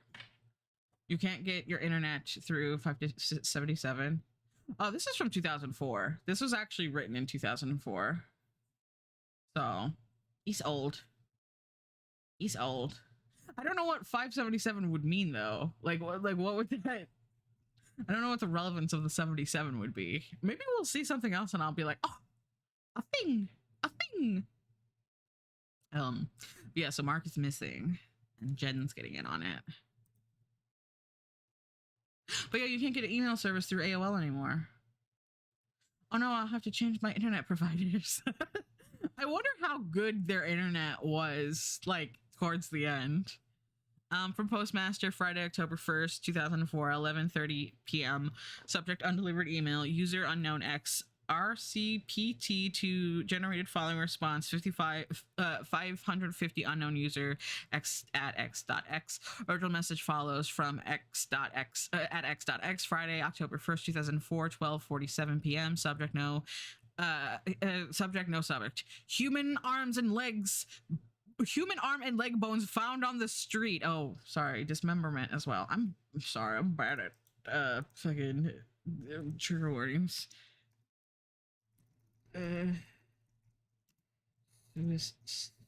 Suicide dismemberment. My bad. I'm bad host. There you go. Hold on, I'll center it. Center horizontally. Scottsdale residents get a shock at the start of the morning commute when they found what seems to be human bones lying in the road on Sage Drive. Crime scene technicians arrived within half an hour, and began to sweep the scene for more evidence that might help identify this human victim, or at least establish an approximate time of death. Police spokesman Daniel Swift said bone evidence alone isn't usually enough to determine identity or cause of death. These remains didn't just appear in the road, they were moved here, Swift said. Therefore, we are asking any witnesses to contact the police with information that might pertain to what happened. No other evidence is found along Sage Street or in yards or neighboring homes. More on the story as it develops. Whoever you are, whatever you are, fuck you. I may not know you, but I can tell that this is, tell what this is, and I'm not fooled. Your Venus flytrap game won't work. I'll be damn sure to warn Jenny and the others too. So nice try, but no one has fallen for your bait this time. It stops here. Okay, so you see we don't have a next button, so we're going to go to the updates page. It's a creepypasta and spooky myth. Will contain something to trigger you. It's true. All right, so this is the updates page, and this goes, okay, it goes in regular order. Hold on, I have another one. I do think, let me switch to a later date, because I do think that the first time I read this, everything wasn't here. It's Wimdy. Okay, October 31st. This one goes to... Okay, that one wasn't up to date. Okay. Why is it? Okay, hold on. We'll figure this out. Is it the same thing twice? Okay. Oh, never mind. I see. Never mind. I see. Okay. It has become painfully obvious that although I want this to end, for all of us to have closure regarding Mark's disappearance, the trail he left behind us raised too many unanswered questions. Since the time I first published this site for Jen and those close to Mark, new information continues to arrive from a variety of sources. In my last posted email, I refused to take the bait. I said it would stop here, but it doesn't stop there. Not by any stretch. This page will chronicle my findings and other researches as I discover them. Some may have no connection to how or why Mark vanished. Only time will tell. A final note for those of you like Sandra and Nathan Condry. The truth is that I don't yet know what to believe with this whole thing, but I know what I don't want to believe. October 14th, 2004. No times. Jen called. She spoke with the Boise police again yesterday, and they were finally agreed to ship down the laptop. Once she gets it and looks at it herself, she'll send it my way. If I find anything new, I'll add it here. October 17th, 2004. Among the spam today, I received this email from someone who seems to have stumbled upon the site. From Mr. Paranoia. Subject, the house. Very interesting. If it's real, I have some information for you. I don't know Mark, but that won't matter once I send you this link. Based on what I've researched, those who have figured out what this flytrap house is risk becoming its next victim. Not everyone is eaten by it/them, maybe, but some may just not be psychologically susceptible to it. The way some are, the way some aren't able to be hypnotized. But if you walk away knowing too much about it, the house will get to you. Sooner or later, witness the Madsons. Maybe you don't want to know anything else. Maybe, yeah. Well, regardless of how I feel about it, this site isn't for me. So in case you read it here first, send me what you have and I'll decide if I want to share it, Mr. Paranoia. Also, don't expect me to publish your messages to me ever again. I am not a PR firm. I love the sassiness of Eric. Like, hey, fuck you, actually. October 22nd, 2004. After trading emails several times with Mr. Paranoia, he finally sent the link mentioned in the October 17th email. Jen, I've read it already, and I want you to treat it as a hoax. Unless you get something in the mail from a grocery store in Arizona, call me when you've read it, and we'll talk. It's a live journal site, which means to read it chronologically, you need to scroll to the bottom of the page and work your way up. The journal's author is allegedly a 16-year-old girl named Danielle Stevens. Here's the link. Okay, so now we're gonna read the live journal. So this is what I was saying about how like the fact that it's on the internet is more interesting, because like if this was just like a book, you know, it'd be whatever. But the fact that it's on like various websites, like this was a custom. It doesn't work anymore. The site's down, but this was a custom website. This is a live journal, and there's more, but we shall see. Okay, so I never used live journal, so it's very fun to like look at it now. I think I was too baby. Is there a date on this? Yes. Monday, October 11th, 2004. 10:21 p.m. New job. Hi, everybody, especially Jonathan. XOXO kitty face. Here we go. It's Danny's first LJ. Well, it took me long enough. I just needed a reason for one. My life was pretty boring for the most part, so trying to keep a diary going felt like too much work. But whenever I get a job, like over the summer, I always have these great stories to tell. Like when I worked at as a lifeguard for the high school YMCA outdoor pool, or at the public library last year. You wouldn't think you'd meet so many weird people or end up on crazy adventures, like the raccoon hunting with a drain net. But happens all the time to me. Well, this time I will be sure to write them down here because I have a new job. That's right. It's all part of Danny's genius plan to pay for Xmas. I want to get my friends and family nice things this year. So I took a babysitting job at a house 3 blocks away. Babysitting, yeah. Doesn't sound like a steady job, but this one is different. The Ellisons are both full-time working parents, programmers at some tech company downtown. When big deadlines get close, both of them have to work hella bad OT hours, and they need someone to watch their daughter Linny from 5 to 10, Monday through Thursday. That seriously cuts into my downtime after school. Frowny face. But it's worth it, I keep telling myself that. Why is the cat wearing a skirt? Because she's dressed up. That's her costume for Halloween. See, her's dressed up. She's dressed up as a person. She's a little person. This is so cute. I went over tonight and met Lenny and Mr. and Mrs. Ellison. They look like total geeks. Their living room has a big screen TV. Remember, this is 2004. And thank you for the smiley face, Tim Orsois. Yee. The living room has a big screen TV and also a table with 2 PCs and a bunch of other gear like DVD burners. The place is cold. They must run the AC a lot to keep their hardware from overheating. It's like that in school computer room all the time. Lenny is 8. She's quiet and shy, but she has the cutest crooked teeth smile. It's my spidey face. She likes Nintendo and Barbie. I think we'll get along fine. My first day is tomorrow. It's so weird to have someone else's house key on my keyring. I guess my references were good for them though. Wish me luck, XOXO Danny. Current mood, bouncy. Current music, The Killers. Somebody told me. That's so funny. Okay. Tuesday, October 12th, 2004. So that was the next day. 10:55 p.m. First night, woof, I'm back, kitty face. First night babysitting was pretty easy. I got there a little before 5 and met Kathy. She's the one who takes Lenny home from school. She has a boy who goes there too. She knew Mr. and Mrs. Ellison when they lived in Chicago and asked them to find a place and helped them find a place here. Excuse me. She was on her, I guess, but she seemed kind of rude. She told me to be on time so I don't have to wait for you. Frowny face. I was on time. I was early.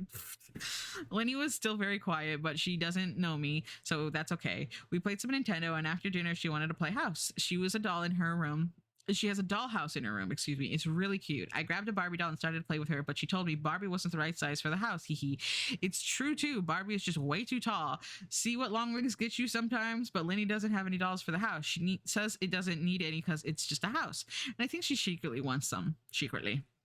If we get along, I may add that to my Danny Xmas list project. Hee. I gotta remember to take a jacket with me next time, though. It gets way cold, and I didn't find the thermostat. I was gonna say something when Lenny's mom and dad came home, but they showed up and looked so tired.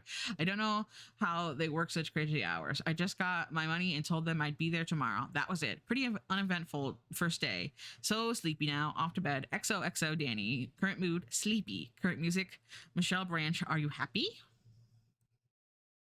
Wednesday, October 13th, 2004, 10:34 p.m. Bizarre. Tonight was pretty bizarre. Lenny spent most of it in her room playing quietly, which was okay for me since I had to finish my Emmer history paper. Oh, American history paper. I've never seen anyone abbreviate American like that. Okay, or America. I made her soup for dinner and checked on her from time to time, but when it got close to her bedtime, I heard her talking to someone, so I went back to see if she was calling to me or just chatting with her dolls. She isn't supposed to be on the phone. Ooh, she was talking to someone. She was moving furniture around in her little house, just talking to herself. I think she was repeating stuff she overheard somewhere, maybe even the house. You know how sometimes kids say stuff they don't realize could get their parents in trouble? I think Lenny was whispering, "Come on, Rick, answer the phone."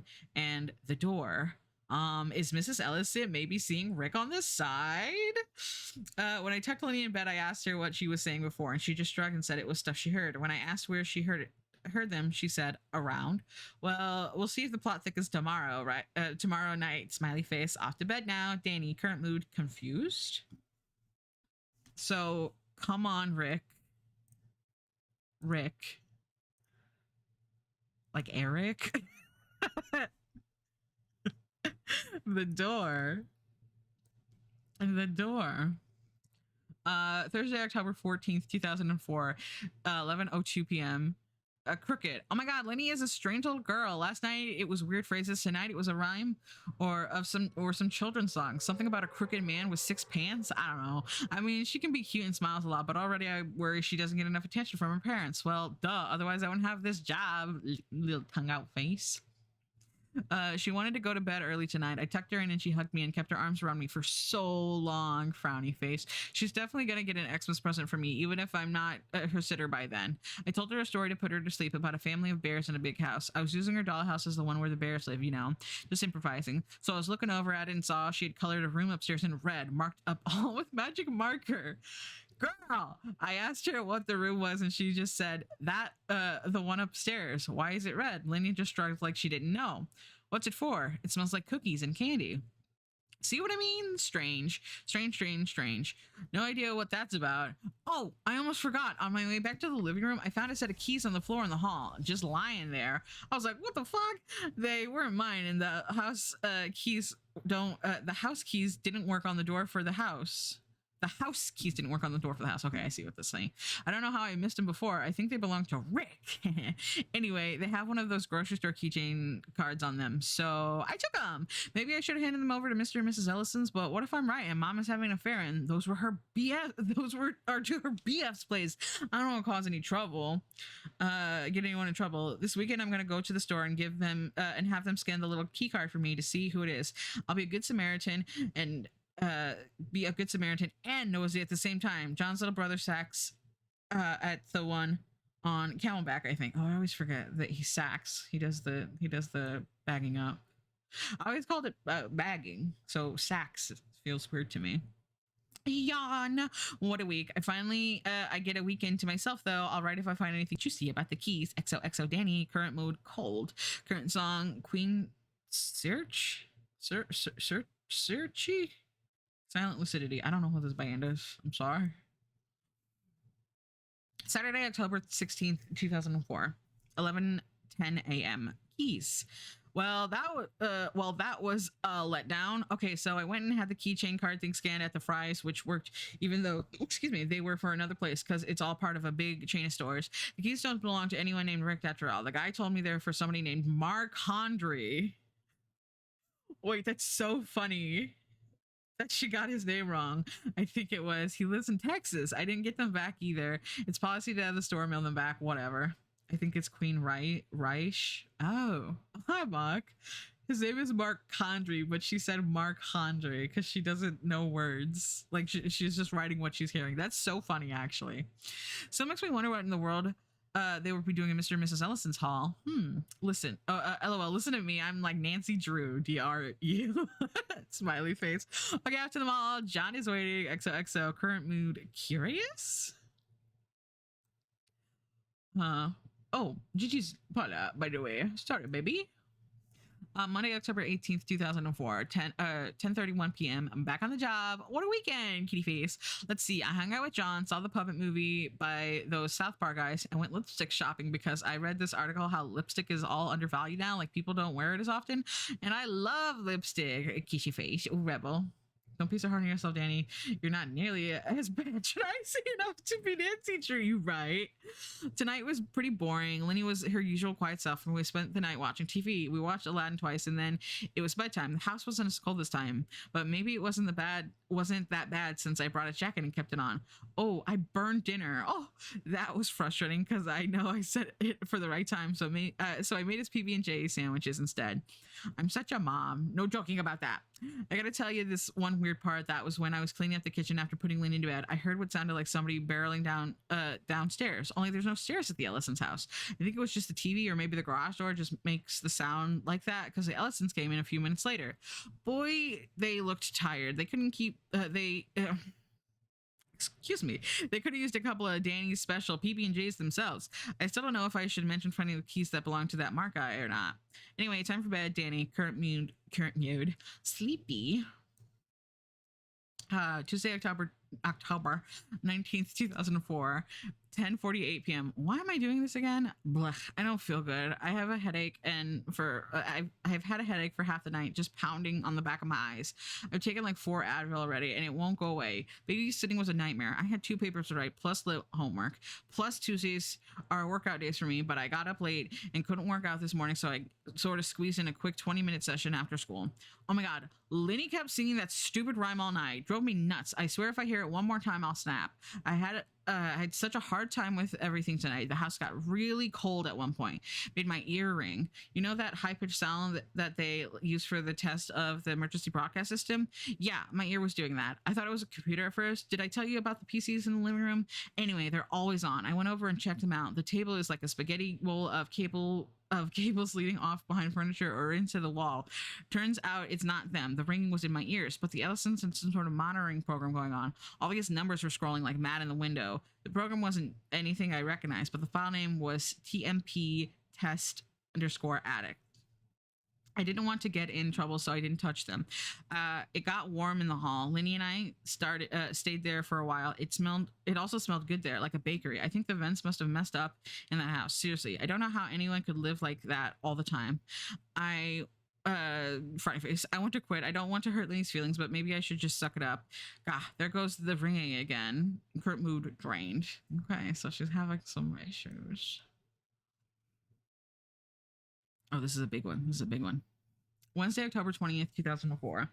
11:31. Finally home. Home finally even. It's taken me so long to feel good enough to type. I got home over an hour ago. It was if last night was awful, tonight was 100 times worse. I don't know where to start. I got there at 5, waved bye to Kathy, played with Lenny some. The TV was acting up, so we had dinner early. I made some raviolis with pasta sauce, and it was good. But when I was taking Lenny's plate, I thought I felt something touch me, and it made me jump. And the bowl spilled onto Lenny's shoulder. She had pasta sauce in her hair. She asked for a bath, which is fine, but I had not given her a bath before. I was a little uncomfortable because I wasn't familiar with the temp settings on the tub, and didn't know how Lenny's mom and dad would feel about it. But Lenny kept pleading with me to stay with her for the bath, so I ran the water and helped her into the tub. This string came out of the faucet of the tub as the tub filled up. It made Lenny nervous. I tried to tug on it and pull it all the way out, but it must have been caught on something inside the pipes. It just dangled from the faucet and floated in the water. Some of the pasta sauce had gotten in Lenny's hair, so I rinsed it a little. There wasn't any soap in the guest room, so I went into the Ellisons' bedroom to borrow from their master bath. That's when Lenny started screaming. I have never been so chilled to the bone before hearing her tonight. Yeah, it was horrible. Hearing her scream, I turned and ran back to her as fast as I could. And when I got back, she was hanging onto the edge of the tub trying to get out. And the string was wrapped around her leg. I yanked and yanked at it again, but it wouldn't budge. And Lindy kept screaming, "Get it off, get it off." And so I started to try and unwind it around her leg, but the shampoo in the water or something had made it slippery. And I started crying. And then suddenly the string went slack and I tore Lindy away. She had a set of marks on her little leg like stripes where the string had cut into her skin. Later, when I went back with a pair of scissors, the string was gone and the water had drained away. So we spent the rest of the night in the living room on the couch, piled under 2 blankets and pillows from the Ellisons' bed. Lenny eventually fell asleep, but I was so worried about her and confused about what happened. I was a nervous wreck. At around 9 p.m., one of the PCs started beeping like crazy. I got up to check on it. An alert had popped off. It said like that. Then the power cut out and back on again. Only some of the lights didn't come on, just a light from down the hall. Oh, it said dot like that. Is that what it means? In the hall, it was easier to see, but I took a wrong turn on my way back. The tiny hall and the door that leads to the garage was not there. I thought it was. Instead, I found a set of stairs, like real stairs, going up, and it smelled like cake, like right out of the oven. I felt so lost and strange. I can't explain it, except I didn't think the house had a second story. It's too hard to see from the outside. I finally found a way into the kitchen, and from there went back to Lenny, who was still asleep. It got real cold after that. When the Ellisons got home, I told them about the bath and the other problems, but I didn't mention the stairs. Then I told them I couldn't babysit anymore. I think I used schoolwork as an excuse. They said they understood, but couldn't tell. But I could tell they were just depressed about it. I'm sorry, but I just can't keep doing it. Well, Mrs. Ellison asked me to please just make it for one more night, and then they would get a new sitter over the weekend to start on Monday. She paid me in advance for tomorrow, too. I didn't want to say yes. I don't want to go back, but I felt so bad for leaving them on such short notice. Such short notice. And really, what if it's just me being, oh, I forgot that word was in there, too. Sorry. Didn't realize there was a slur. Like I'm freaking myself out or something. Anyway, I told Mrs. Ellison yes. One more night. I can do this. I will come back and I'll tell you about the final 5 hours sitting for Lenny in the house. And come Friday, I will talk about something new, like my friends, Donna Kim, or how I love Starbucks strawberry cream fraps, or whatever, just to keep me in the habit of writing here. I think I've been pretty good about it anyway. I sort of get on and start typing automatically before I go to bed. Okay. I wish I wasn't so scared of going back. I feel so empty. Danielle. Current mood, numb. Okay. Thursday, October 21st, 2004, 11:41 p.m. There was a crooked man, and he walked a crooked mile. He found a crooked sixpence upon a crooked stile. He bought a crooked cat, who caught a crooked mouse, and they all lived together in a crooked little house. Red Rover, let Jenny come over. And that's on that. And that's on that. So, and this was October 21st, 2004. So, October 26th, 2004. Jen, please call me back. I know it must be driving you crazy, but do not go to Phoenix. Mark was never there. Despite what the postmark says on the box, the keys are just like in the article about Andrew. Bait. Please don't do this. Send me the laptop and we'll figure it out together. I wouldn't have put this here if you I wouldn't have to put this here if you'd answer your phone. I know you visit the page regularly. Call me. Excuse me, sorry for more. October 26, 2004, late. Lots of responses. I didn't expect this. Thank you for your support and your technical notes. At this time, I cannot involve and will not involve anyone else for a number of reasons. Please respect my decision on this matter. I will keep the contact information for the paranormal investigators. I will continue to help those close to Mark as best I can. Please, no more calls. Connie is out of her mind. Thank you. Let me take a sippy. Oh. Remember before when she was saying there was a guy with 6 pants? 6 pence, because she's just writing what she hears instead of what is correct because she doesn't know. And so yeah, Mark Hondry. October 27th, 2004, Sandra Nathan. Check your email. I finally heard back from the Sprint PCS service rep today. No more account authorization hassle. He said their record shows and billed for only 14 text messages from Mark's phone on September 21st. The last one timestamped at 5:11. Oh, 5:11. Right. So 577 wasn't real. He sends me a copy of the logs, and I'm not sure if they'll do us any good at this point. Awaiting the laptop now. Yeah. Okay. So 577 isn't real. Interesting. October 28th, 2004. I've been contacted by Diane M., who says she was friends with Lucy Madsen when they lived in Houston. Hello, Eric. My friend linked me to the site asking if this was the same Lucy I knew when I lived in Sugarland.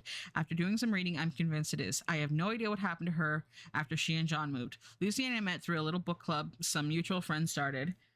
We were both avid readers. Yes, she and John had all sorts of unexplainable problems with that house. I remember seeing some of them firsthand, like the leak. After reading about your friend Mark, I stewed a bit. I was like, stewed a bit, and then called up my father.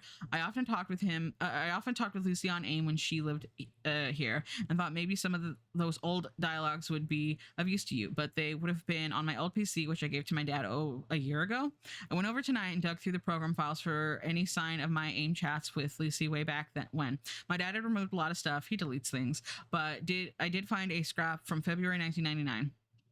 It's the one I remembered, the one that made me curious to visit. Note, I don't really think it's a supernatural thing. I'm more prone to think Lucy had sort of a nervous breakdown and created or imagined traumatic moments in the house. The rest of it, like your friend's experience, I can't explain, but I hope you find closure soon.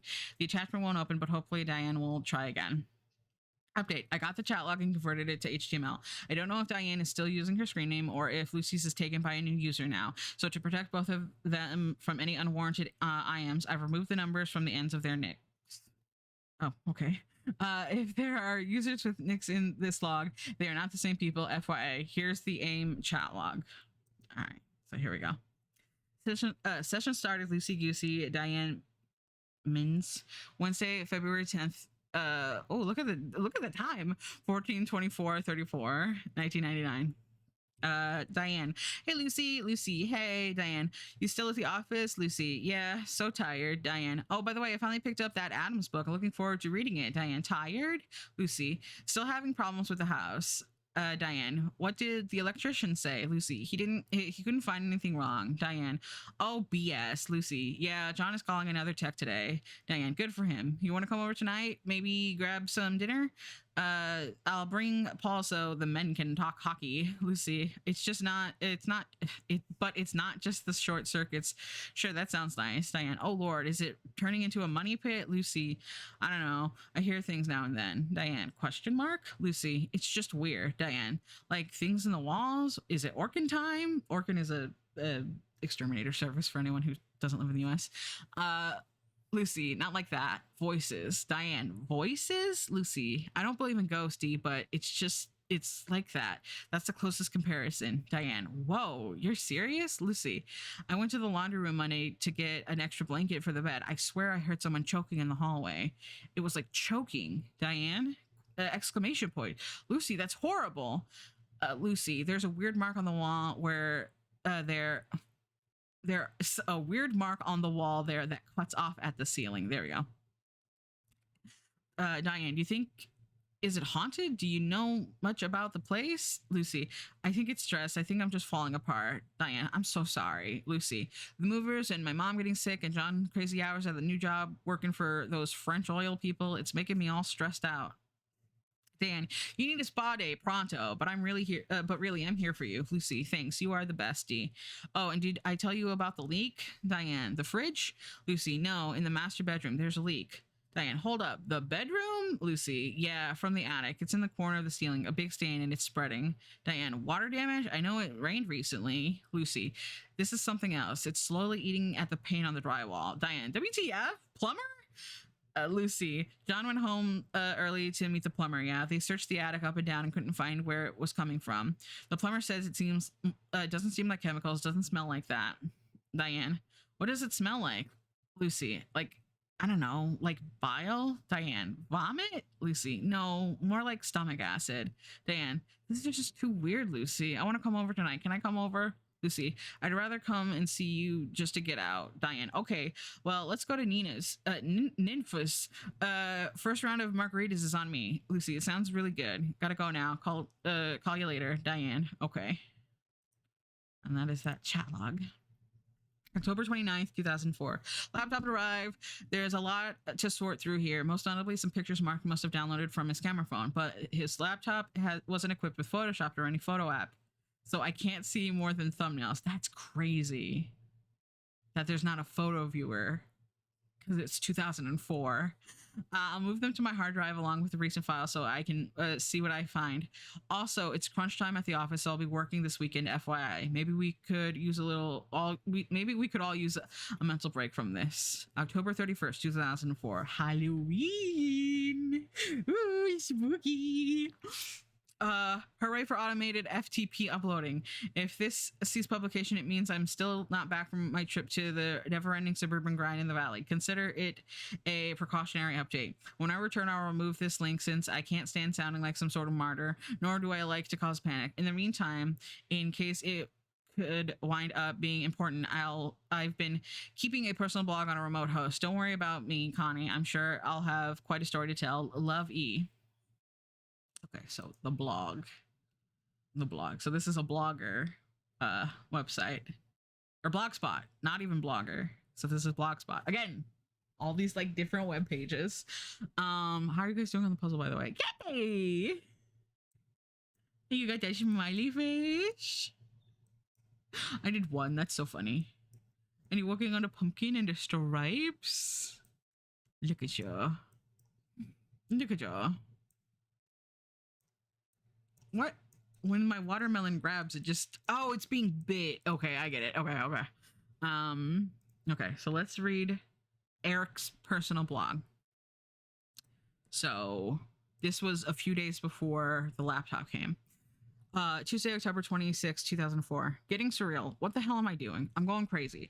Ever since I first got pulled into the whole ordeal, ever since Mark's first emails to me, I've been spiraling. This is just the website, the one that we already read. Now I'm struggling to just separate the facts from the fog, the real from the unreal. For weeks I've been trying to keep his disappearance and everything trailing after that at arm's length, and I failed. I'm an absolute mess. I don't know what to think. I can't help the Condries or Jen any more than I already am, yet I feel wholly inadequate to answer their questions. The truth is, I simply don't know. I don't. I wish I did. The one person who could answer them has been missing since September 21st, and it's possible he lied to me about what he was doing. And to make matters worse, I can't even lean on Connie. She doesn't like the fact that I keep updating Mark's site or that I'm talking to Jen in the middle of the night, but I don't think she understands. The questions she asks, they're always centered around Jen and what I was talking about on the phone. I know that tone of hers. In the midst of this terrifying ordeal, she thinks I'm cheating on her. I can't dump my thoughts and feelings on the site I made for Mark. Too many people, including Jen and Connie, are paying attention now. And when I've called Cam, he's been more interested in the crazy theories than how I'm feeling. The email box I set up for questions by Mark's family is now flooded with messages from total strangers, some of them a little too eager to help. Or maybe I'm just paranoid now. I need a place to unload all these things weighing me down. And as I have come to appreciate so well in the last month, a place to record events in my life. This is just, for me, a little sanctuary or maybe a confession. This is called a quiet place. A quiet space, by the way. Here's something I haven't told Connie yet, nor Jen for that matter. Yesterday morning, when I took out the trash, I saw a man standing at the other end of the alley, over at the La Brea side, just standing there staring at me. He was wearing the sweatsuit like a jogger wears. It looked dirt-stained, and his hair was unkempt. I tried not to stare back. I think he may have been homeless. This morning, I saw him again, down by Olympic, just standing there staring at me as I drove by. Christ, going out of my mind. I just don't know. Next. Why did this one not have the dates at the top?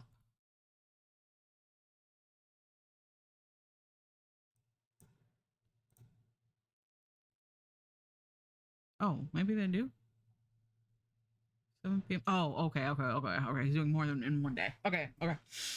Wednesday, October 27, 2004. A dose of normalcy. Good news, Jen. Not all things are crazy. I realized that today after shirking off this sense of suspicion and paranoia I've been carrying around. Maybe it will help you too. I'm just going to rattle off a few things here. Call it a mental exercise. Call it what you will. It just helped me calm down. Huh.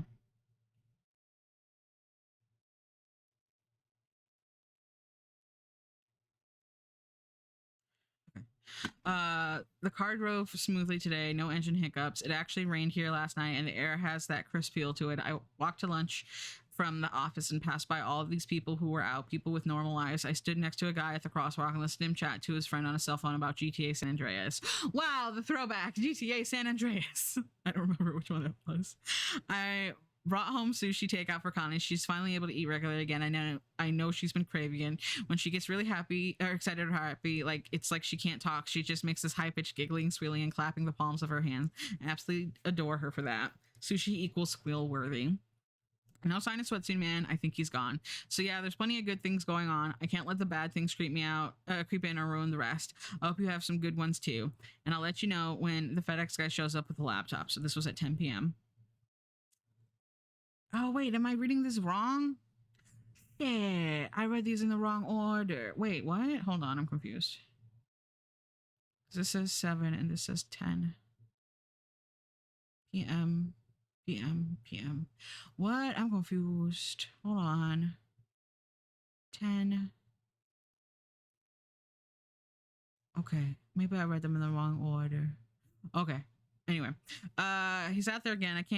I can see him between the two apartment buildings across the street, just standing there. I'm torn between the urge to confront him or to call the police. Shut up. Connie isn't talking to me much this week. Used to be we'd get up together and chat over breakfast. Now she just sleeps through. She won't let me kiss her on the lips. I know she's just worried about me, or maybe concerned I've been obsessed. Maybe she's right. I'm late for work and the car has been acting up on me. God damn it. The last thing I need now is a trip to the dealer in Burbank. Okay, I was reading it backwards. My bad. Strange text. I got this on my cell phone today. The caller ID is listed as unknown, and my text reply is bounced back. The message reads, "Beware, flesh puppet. If this is a prank, it's not funny." Okay, and so then this is him talking about the good things. His car is good. He talked to someone. Connie had her sushi, and she's happy. He's waiting for the laptop. Okay, my bad. All right, this is a big one. Thursday, October 28th, 2004. Excuse me. Thoughts and theories. It's been a long day. I'm buried in more email, and I've got, 2 glasses of wine. Time for a long, rambling post full of tangents and disturbances, starting an ensemble cast of the horrific little thoughts that have been collecting in the back of my mind since September. Yay. So the problem with this whole mess, the Andrew and Mark and the Daniels and who knows how many others, the problem is it's crazy. You'd have to be crazy to take this all in and convince yourself, yeah, it happened and it will continue to happen. So let's get crazy, Jen. I'm already there. I'm to the point where that I think the reason something this horrific continues to spread is the power of human denial. Skepticism and curiosity are a dangerous duo. The house knows this, it banks on it. It gets its next victim that way and prevents the truth from becoming so widespread and accepted as to blow its cover. The old line about the greatest trick the devil ever pulled? All right, so there's a set of houses. Identical? How? I don't know. The houses are inexorably tied. Inexorably, there we go. They share some sort of space in some way. I picked up a science book the other day called The Holographic Universe, and Talbot, the author, talks about the phenomenon of this decaying photon particle and how when it decays, it suddenly seems to be in 2 places at once. But really, it's just the way we're perceiving it with the tools we're using. That gives it that illusion. There's this whole example. If you had a guy who didn't know what a camera or TV was and hadn't seen a fish before, and you set him down in front of 2 monitors, each focusing on different angles of the same fish, his knee-jerk conclusion would be that there are 2 separate creatures somehow behaving as a unified pair. What one does, the other does. This is a very interesting example, and I like it a lot. I know I butchered that, but the book is in my car, so you'll just have to bear with me. So this house is like that photon particle. It's in different places, but also in the same place. See, this explains the strange sounds and voices people hear inside. The sound is bleeding from the other locations, other iterations of the same hallway. For example, when Lenny heard Mark trying to reach me on the phone, even though he was in Boise and she lived in Arizona, then there's the way it regurgitates things, like keys. They don't show in the same place either, but then again, the entire second story isn't supposed to exist, so all bets are off, right? I like to find the architect who drew up these plans and lock the fucker in an upstairs room. Okay, so the house can do one of 2 things. 1, digest you. 2, sort of partially digest you, hollow you out, as Mark would say, and make you a subservient tool to obey the house. Why would it need us like that? Again, 2 options spring to mind. 1, self-preservation. 2, appetite. An example of self-preservation, Madsons. They'd been in the house, lived there for some time, and they managed to escape. I'm guessing here, maybe they posed a risk, like Mr. Paranoia mentioned. What was the risk due? Was the risk due to them having stayed so long in the house without falling victim, or was it a discovery? It had to be something big. For the house to keep tracking them for 4 years. If Drew kept taking jobs at Blockbuster video stores, maybe he had the Madsons account info and could tell where they were renting movies. Speaking of, Mark mentioned Drew had a lot of IDs for different states. Did he stay in another iteration of the house in each state? How many are there? The appetite theory, oopsies, is self-explanatory. The house uses people who then use emails and articles, etc. as lures to ensnare new victims.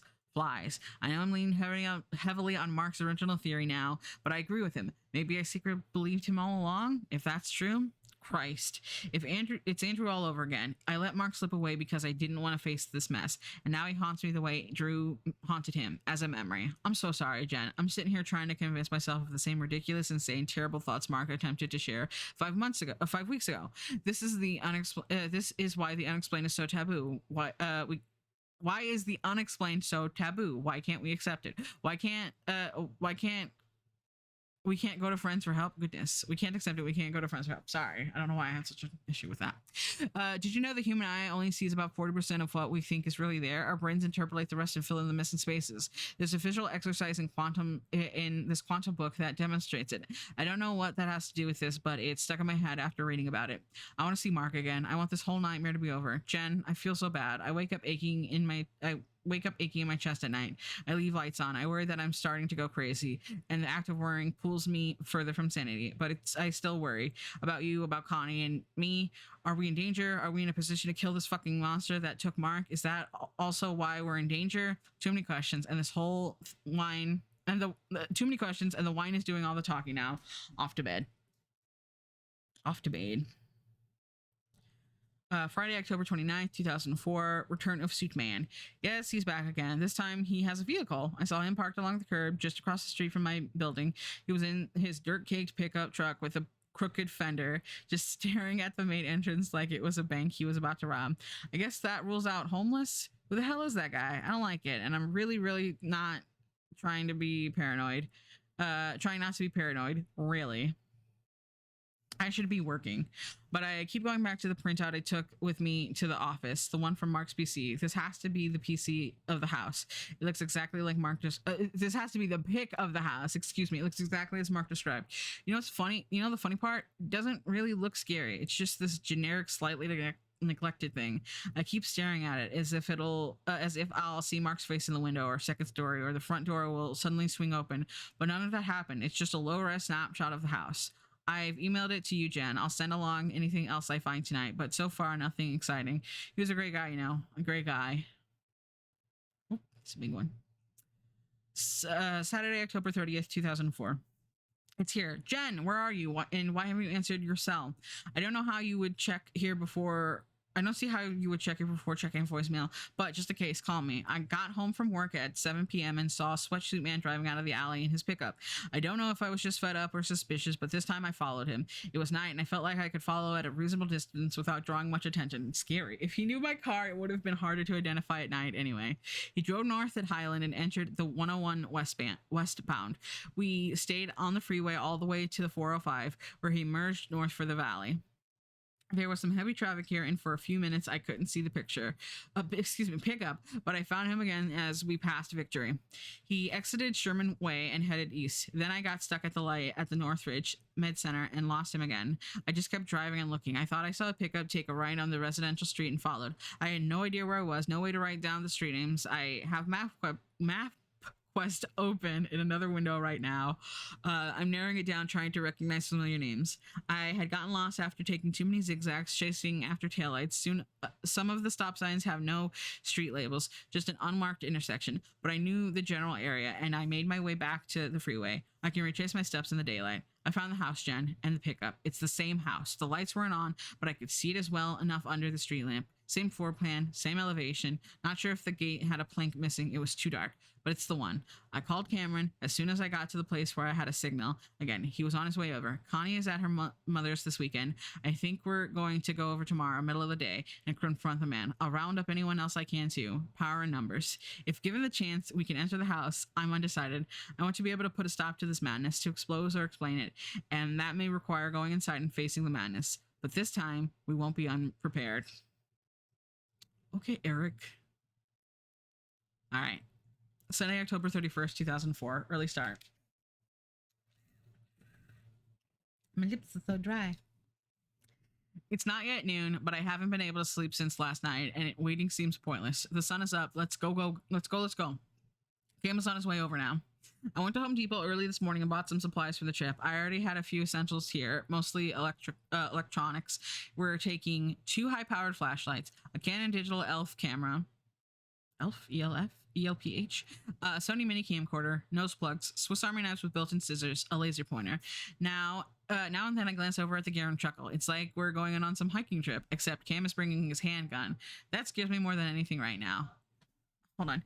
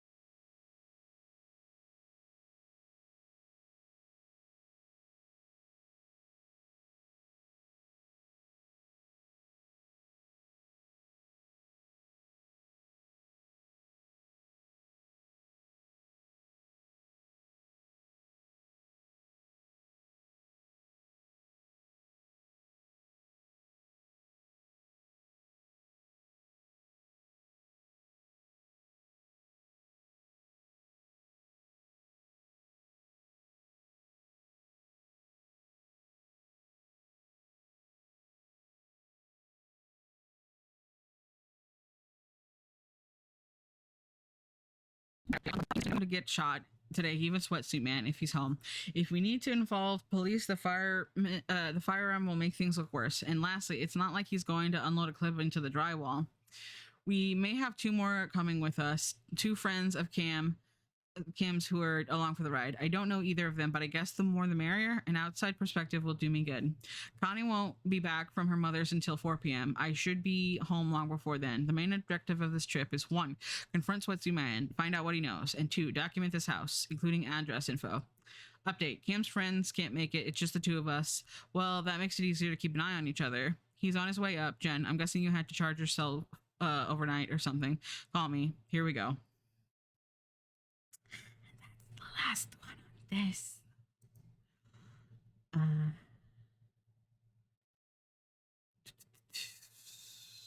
Okay, so this was October 31st, 2004.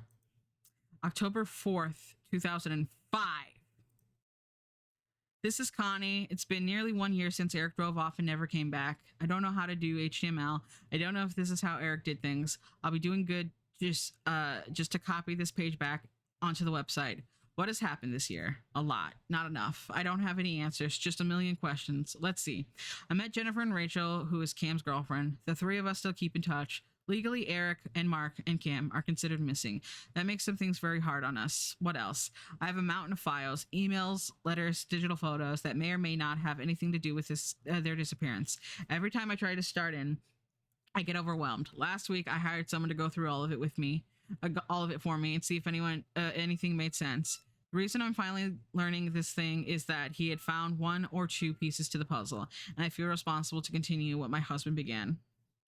This is the test post. Later this week, after I hear back from Jenny, I'll post more information.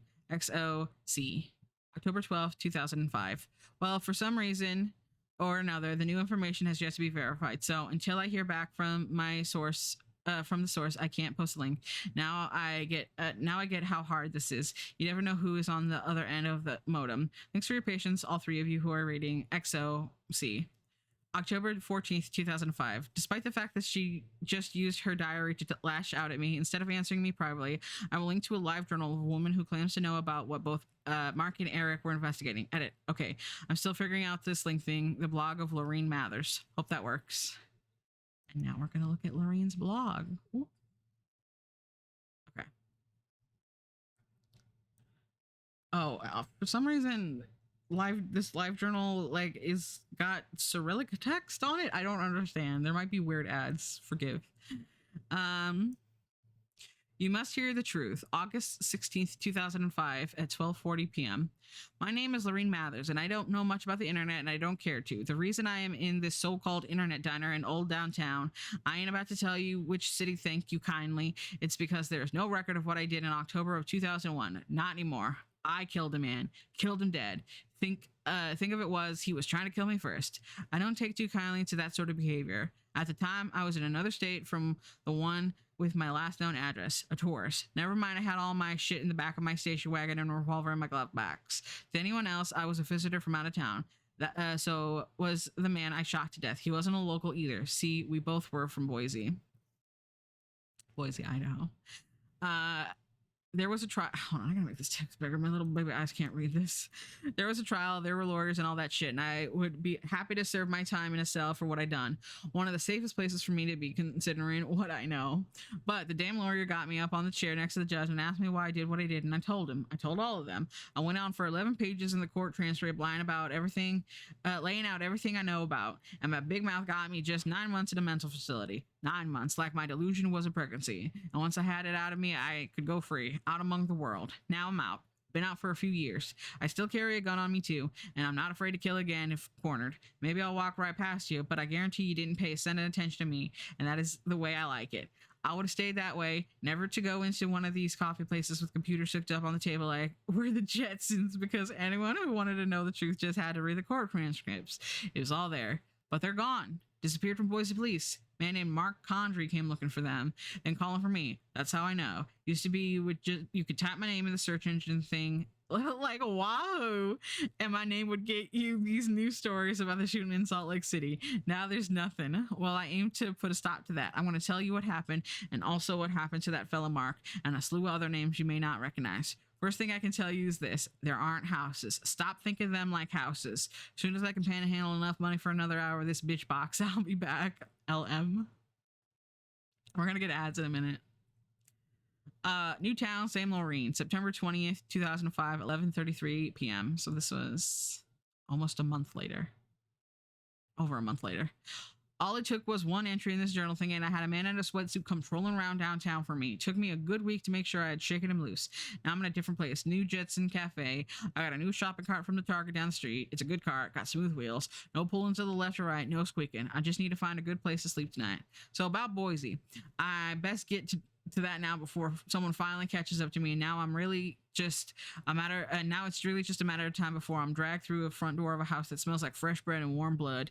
But as I said, they aren't houses. Here's what I know and what I said to everyone in the courtroom. It started with the little things. There was a week I moved in, summer before my first semester teaching. The sound traveled in odd ways, especially in the kitchen. No echo, even in empty rooms. Now and then I thought I felt the carpet wiggle under my feet. The outlet things, they felt, I don't know how to put it. I guess soft is the word. Like I was jamming a plug into a jar of jelly. Power fluttering a lot, but damned if I could find a fuse box. The thermostat didn't seem to care how I fussed with it. The air just came in and when I wanted to, and most of the time it was warm and smelled like cinnamon toast. All this feels par for the course when you buy a house at auction. I got in on one of those deals where they bank offloads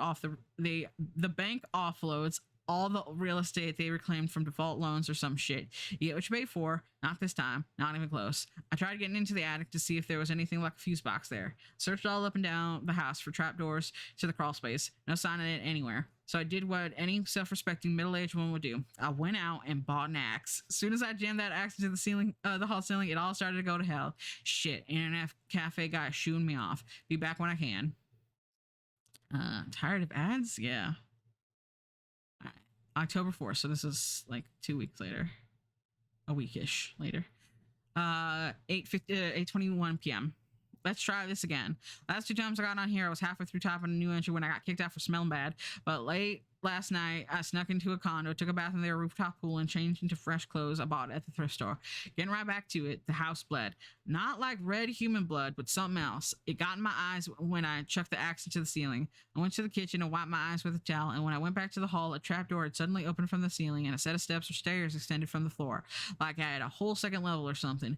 I couldn't see up past the threshold, not because of the angle, but because it was so damn dark. At first, I thought something black and large was blocking the way up, but it wasn't an object.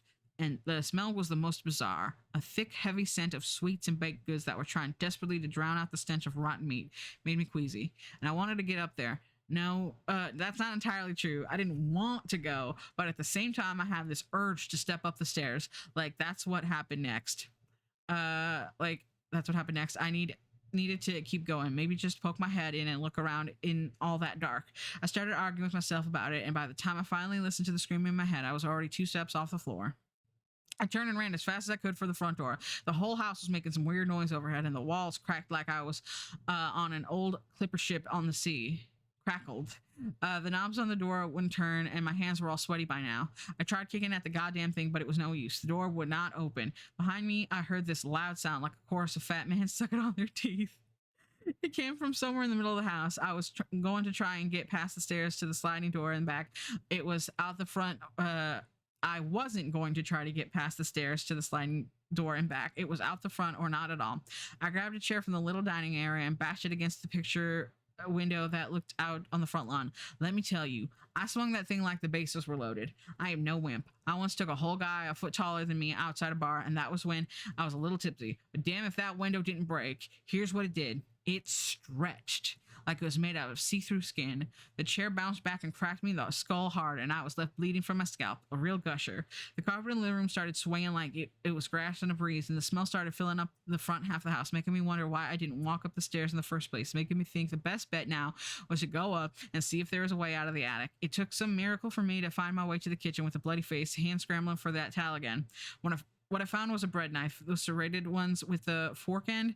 I made like I was going to go back to the living room, then dove to the window again, screaming like a banshee. And as I fell right onto the porch outside. It was like the window just opened up ahead of me. The knife was Moses and the glass was the fucking Red Sea. That's how I remember it. Stone cold truth. What really did the trick was that I found what I found when I went back 2 days later. Okay. Interesting. Formulas. October 11th, 2005, 10:46 a.m. I'm sorry, I'm getting tired. Vomit notes. If body fresh, eaten by house less than 12 hours later, strings attached. If body cooked, inside mouth more than 24 hours, no strings visible. If body stale, too long, time inside mouth, bones. Physical strings. A small range, just within the house, can't go outside, very, very fast movement. No strings, able to go outside and perform basic tasks, slower, used as a lure or bait. Bones, digested in fluid for too long, or house gets hungry. Warning signs, open sore on nape of neck, last string disconnected from here. Repeats phrases, usually strong or unusually strong or weak. Connected theories, potentially all same house, TS anomaly. Multidimensional, beyond human understanding. For Connie, October 13th, 2005, 10:55 a.m. Well, I was going to pick up where I left off last week, but I had to wade through 4 emails from some woman before I could get here. I don't have time to respond to all of them. This bitch box cost me money. Money I could be spending on booze or coffee. My lifeblood. Look, Connie, or whoever you are, I don't give a shit if you believe me or not. It's not my mission to validate my existence for you or your little project. Yes, I did talk with Mark Condry. I'm getting to that. As for proof or whatever you're looking for from me, do not read the bottom. Did you not read the bottom entry here? The proof is gone. I can't even prove I was a resident in Idaho anymore. Either you believe me or you don't. Put up a link if you want to. Get the word out. Let people decide for themselves. No way in hell am I going to meet you somewhere. I didn't survive this long being stupid. If you want, I can just... Sorry, that's very funny.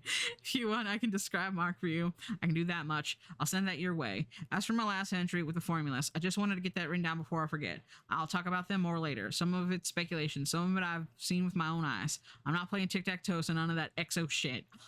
LM. Because Connie wrote XO on hers. I'm back. January 17th, 2006, 11:46 p.m. 3 months and 5 states later, I got news, kiddies, so sit down and hear me out. Okay, first off, about what I was saying earlier, before that woman contacted me and suddenly I got popular. I mean, about my house. You know, that was my house. Maybe that's just how we Americans operate, but once I put a payment on that thing, that sucker's mine. So after 2 days, I done come up with a few conclusions. The first of which, I didn't really see what I thought I saw. It was a monoxide leak, or I got sloshed and had some episode. 2 days in a motel was plenty for me to work up the courage and go back. Somebody was living in my house. In my house. 2 somebodies turned out, twin brothers. My stuff was there, at least the furniture I could see through the windows, but they were living it up like nothing was wrong. The window I thought I busted through was replaced and everything looked almost normal, but damn if you just don't know what to do when you come home and find 2 strangers living in your house.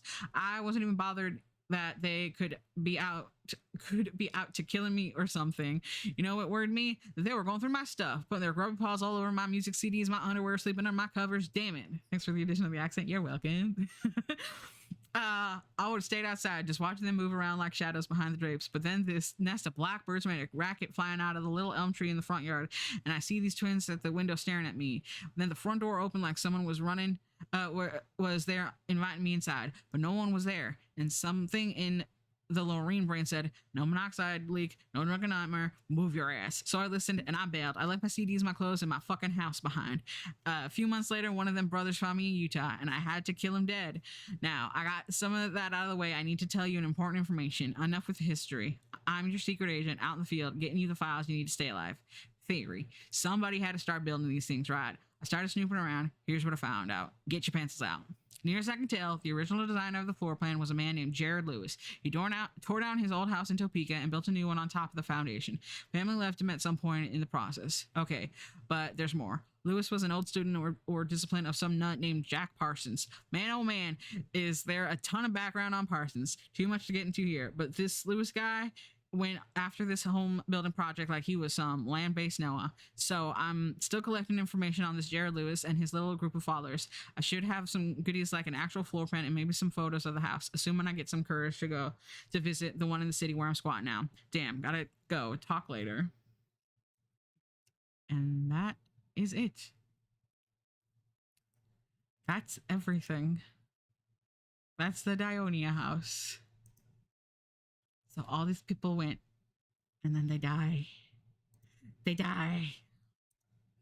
They die. Yeah. So that was the Dionia house. That's a creepypasta. It's by a guy who wrote The Thing 2011. Here, let me see what his name is. Guy who wrote The Thing 2011. What's your name? Eric something? Eric Heiserer? More of the story. Live in an apartment. You'll be safer. Yeah, exactly. Exactly. So, from what I understand, this creepypasta was at one point planned to be a movie. They were gonna continue the story in a movie, but because of development hell in Hollywood and all that, all that stuff, it didn't go through. So I think that there would have been a conclusion. I like, it's fine that it's not like finished with a thing, Ted the Caver was the same way, but I think there was going to be a little bit more that was going to happen that never got finished because of the way that it was. But yeah, it was supposed to be a movie information. He went on to write for Hollywood. Let's see what other stuff he's done. Eric Heiserer. He wrote the screenplay for Arrival. Here, let's just look at this. He wrote the 2010 A Nightmare on Elm Street. He wrote Final Destination 5. He wrote The Thing 2011. He wrote Hours. I don't know what that is. He wrote Lights Out. He wrote Arrival. He wrote Bird Box. And he wrote Bloodshot. I don't know what that is. So he's been doing big. Which one? Bird Box? Oh, that's the Sandra Bullock one, right? Yeah.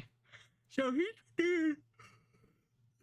I'm so sorry. I'm so tired. He's been doing big Hollywood. Been doing big Hollywood writings for a couple years now, which is cool. You love to see a creepypasta boy become a creepypasta man. No, but it's cool to see somebody who had a career writing or started off on the internet get a slightly more mainstream writing gig, and it seems like he's doing a good job. He's going to write, I mean, the story itself was going to be a movie. I mean, I know this goes here. Hold on, let me do some of these flowers. But yeah, I liked it. I really like I like creepypastas that take advantage of the web format. I think that's really interesting. It affords you a kind of creativity that you can't really get in more traditional media. Because like if this was a movie, it would have like, oh, I'm looking at all this stuff on the internet, and it would be like nothing. It would be like and then I read all the best. It would just like flash on the screen for 2 seconds, and you wouldn't get all this cool context. The only one of these movies that I've seen is Arrival, but it was really good. There you go. See? Yeah. I think if I imagine that there was like it was like, oh, it's gonna be this movie, blah blah blah, development hell, and after a while he was just like, I'm out of this story. I'm so far removed from it that I don't really want to keep writing it, which is completely valid. So I don't, I'm not like, he didn't finish or whatever. Maybe that's where he wanted it to end, but I think it's fine. And I like a little bit of open ending. Especially since this was basically all available where the fuck does this go? For free online. I got to read that all for free. Oh, is it here? There. Yeah, I love a creepypasta. I love a nightmare marinara.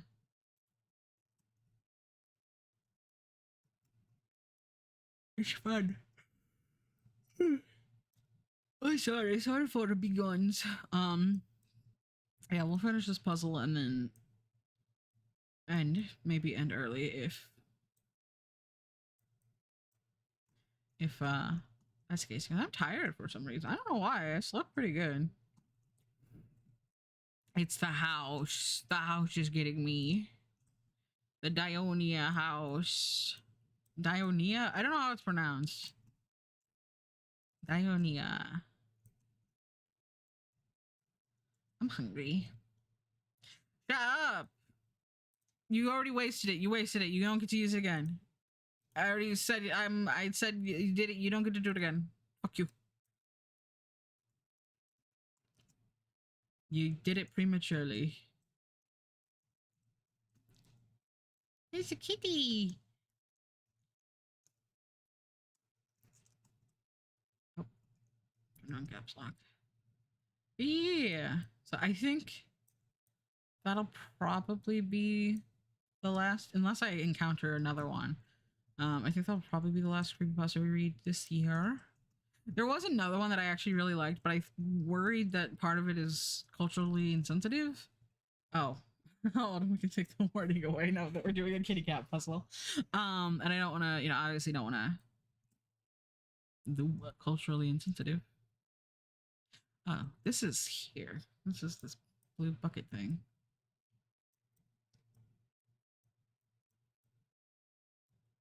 Right?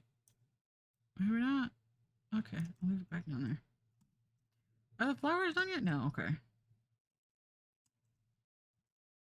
I gotta do the flowers. Okay, this is this. Never mind. Oh, this is this pumpkin back here. Okay. Yeah. Yeah. But yeah, I think that's really cool. I'm sorry, I'm so sleepy.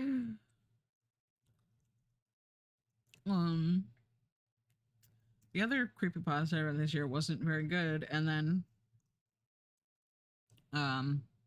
apparently it was also partially plagiarized, and I was like, oh, well, that's disappointing. Jesus, but one thing I noticed that I don't think was ever, excuse me, was ever called out directly, but it was a neat little world building consistency thing. I lost track of which one it was, but one of the people living in one of the houses was emailing someone else, and the context for one of the weird things happening was that it happened while they were getting extra blankets for the bedroom. So so without directly saying it was getting colder, the writer still established that. Yeah, exactly. That's so much text to Spotify. You didn't even do a good job. You didn't even do a good job. But yeah, I thought that was really cool. Like I liked I know I called it out, but I liked that they had like established that what was her name? The blogging girl. Danny. I like that like they established before, everything like, oh, she like doesn't she'll write what she hears. So, the Six Pants, because I think a lot of people know of that song, the singer, there was a crooked man and all that. That's like an established spoopy story. So, having it's like, oh, sixpence, and it's like, oh, six pants. She means sixpence, and then when it got to that part, it's like, twas in fact the sixpence. Excuse me. And I thought that was neat. It was pretty neat. Is this here? Yeah, okay. I think this is on one of these warty pumpkins. Yep. And this too. These are the twigs, so this is up here-ish. Oh, is this more kitty?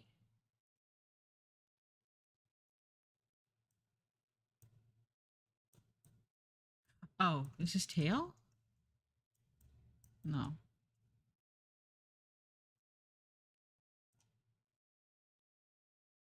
But it looks like kitty. Oh, okay. It was a little bit of fish. Um, did you like what did you like better, the Dionia house or Ted the Caver? Of the two things I read. It's gotta be up there. Which one was your favorite? Which one was your favorite? Must have been sitting there waiting this whole stream, and then as soon as I type a paragraph, it's go type. Yeah, exactly. I liked House better, even though I didn't have an emotional support whip. That's true. Yeah, I like them both, but yeah, definitely. But it's fun, and I like reading a little scary story. And I like that creepypastas more often than not are pretty bite size. You know, they're pretty small. Because like, you know, they're usually, I don't want to say amateur in like a negative way, but like, you know, they're amateur writers and they're just like, oh, you know, try something out. And it's fun. It's fun when the man got eaten by the house. Got eaten by the house. I think I was dozing or head empty when one ended and the other began, and I lost track of everything. That's super valid. You do have to like be paying attention, because like it's like over the course of like was the website, and then the website, the emails, and then the website updates, and then Danny's blog, and then Eric's blog. This doesn't go here, and then or it goes somewhere, but not right there. Connie's updates, and then Jen's updates, and then Laureen. So it's like so many different people. Go over here. So yeah, it's a lot to keep track. And there's like so many names. Like at one point I was also losing track of like whom was whom. That's at least didn't keep needing to be like, yeah, I know it was acting stupid, but adrenaline, I guess. Like I could justify I bought a house and moved in from being much easier. Then I decided to widen a hole just enough that I could crawl through with my arms pinned to my sides. Yeah, for real. Silly little Jeff man. I know. Every time I read it, it's just like it gives me the heebies of GBs. Because he's like, oh, I just squeezed through. I could barely. My arms were pinned to my side, and it's like, why? Don't do that. That's upsetting. Where's the rest of this pumpkin? Oh, no, I'm gonna move the cat further over.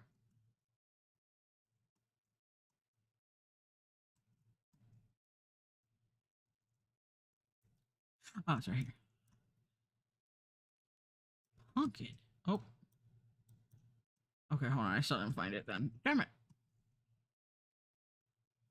I was like confused to Paula. House was the one we read today. All of what we read today was House. Cave was what we read the last stream. Yee.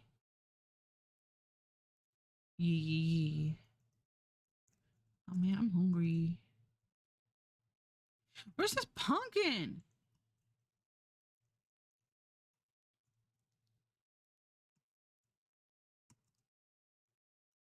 It like almost looks pink. Pink. Is it down here among these? I forgot the smiley face was down here. No.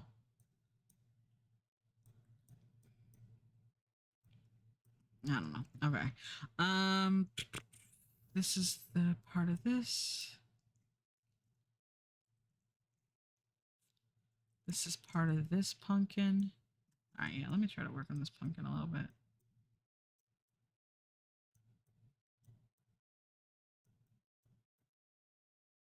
Okay, I'm gonna grab some different pieces that I think are part of it.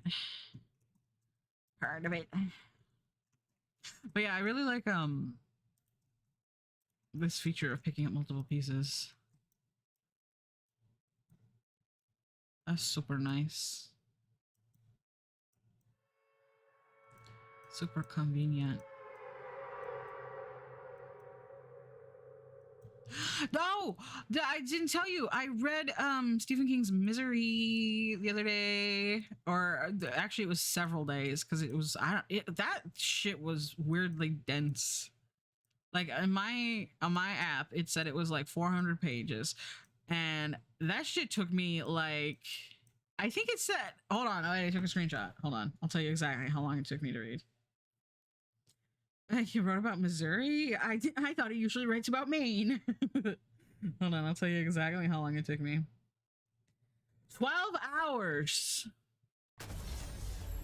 12 hours to read that book. You know, usually it takes me 2-3 days. Oh, and I did catch up on my Draculas as well. 2-3 days to read a book of that size, but for some reason that book took me so much longer. But yeah, I read it because I was like, oh, I've never read any Stephen King, and I know I like Misery the movie. It's like one of my favorites actually. What is this? Oh, this is like a shadow under the kitty's tail. So I was like, oh, I'll start with that, you know, and it's Halloween month. It's October. It's spooky month. You know, it seems appropriate time to read some spooky scaries. Oh, and like it's so funny. I can get a lot of holds through my library through Libby for me. Which I didn't realize that wasn't universal until Tim told me that they also got their Libby. They finally got theirs taken care of, so now they can do that. And then they showed me their screenshot, and I saw the amount of holds they could get versus mine, and I was like, oh, I didn't know that. Now I feel kind of bad. I'm living the high life over here. So, but a lot of times I'll throw books in there that have like months long waits, and it's just like, okay, well, I'll just throw that in there, and in a couple months I'll get them, or you know, whatever. So tell me why I'm in the middle of reading Misery and it's taking so long. It is taking so long. And I'm like recognizing it. I'm like, oh, this is gonna take a bit. So like, and so one of my books comes in and I'm like, okay, I guess I'll get it now. It was Annihilation, actually. The book that become the movie. Why are you gripping down here? And I was like, oh, because that one had taken me a little bit and there were other people waiting. So I was like, you know what? I'm gonna let it go. And also the chapter, it only has 5 chapters. It was only like 200 or so pages, but the chapters were all, it had 5 chapters, so they were all like 45 pages long. And I'm like, and they were broken up into like smaller sections. Like they had the like star to differentiate the sections. But I was like, bitch, no. So I had borrowed it, but then I returned it and I'm reborrowing it, so it's on hold again. Friggin' like 12 books. I'm exaggerating. It was more like 5 came out of my holds and were like, oh, you want to read this? You want to read this right now? And I'm like, I can't. I'm in the middle of fucking Misery, and it's taking so long. And I'm like, really? All these books that I've been waiting on were just like, get her now. Just like, fuck you guys, actually. So what do I have out now, actually? Because like some of these books I've been waiting for like literally 3 months on. And so I'm like, I don't want to undo it because then if I wait, but I'm also like, I don't want to hold them while other people are, you know, waiting on them. Okay, so right now I have Julie Chan is Dead, which has 3 people waiting. I have Red Dragon, the first Hannibal Lecter book, or a prequel or something. I don't know. That one's got no people waiting. And then Dead Silence, which is a horror sci-fi. It's got no people waiting. And then I've got a handful of other... Oh my god, wait, did I? Okay, I did. Okay. And I got a handful of other books. This fucking one book that it keeps coming out right in the middle of me reading a different book, and it's so funny because I keep just canceling the hold and then starting it again. It's called The Book of Cold Cases. I don't even know if it's good. It just was recommended on Goodreads, and I was like, okay, whatever. And it's just like, I've been edging it this whole time. And exactly what happens. The book you had was getting lonely and wanted other books to hang out with, and that was a well-documented phenomenon. You haven't heard of Misery Loves Company? Shut up! You're fucking dork. Oh my god. You big fucking dork. That was almost bad as your Drew joke. Draw. But yeah, so I read Misery. I liked it. Uh, it was. I think it was the movie was a good adaptation of the book. I think they did a good job. Um, I will say though that okay, so I won't get too into it because it was actually like, oh my god. Um, I have heard that Stephen King is a divisive writer. Some people love him. Some people think he's overrated trash. Um, I like the movies of his that I have seen that based on his work. So I was like, okay, and obviously tons of his work have been made into movies. So I was like, okay, well, I'll just start with Misery because I know that one. Um, Homie used an allegory that I did not like, and it was right at the beginning of the book. And I was like, yo, maybe don't do that, my guy. Where's this fucking piece? He used a SA as an allegory. Like there wasn't SA, but he was using it allegorically, and I was like, or simile, whatever. And I was like, don't actually, maybe don't. And it like immediately I was like, oh, maybe this is why people don't like him, which honestly valid. Have you read Eyes of the Dragon and or the Dark Tower series? I have not. This was my first Stephen King I ever read. And then later he used it again, and like I understand the point that he was making with it, but I feel like it wasn't necessary. Like I feel like he could have used quite literally anything else, and I would have, this doesn't go up there, I would have understood the point he was trying to make. And like it's not even like, ah, that's inappropriate, that's blah blah blah blah blah. It was like it took me out of the reading because instead of reading, what was happening to Paul and Annie and all them, it was, oh, it was like, oh, why did Stephen King make this choice? Like, why did the author sit at his typewriter, computer, whatever he was, whenever, wherever, as Shakira would say, why did he feel the need to make this particular choice instead of like, oh, it's just situations?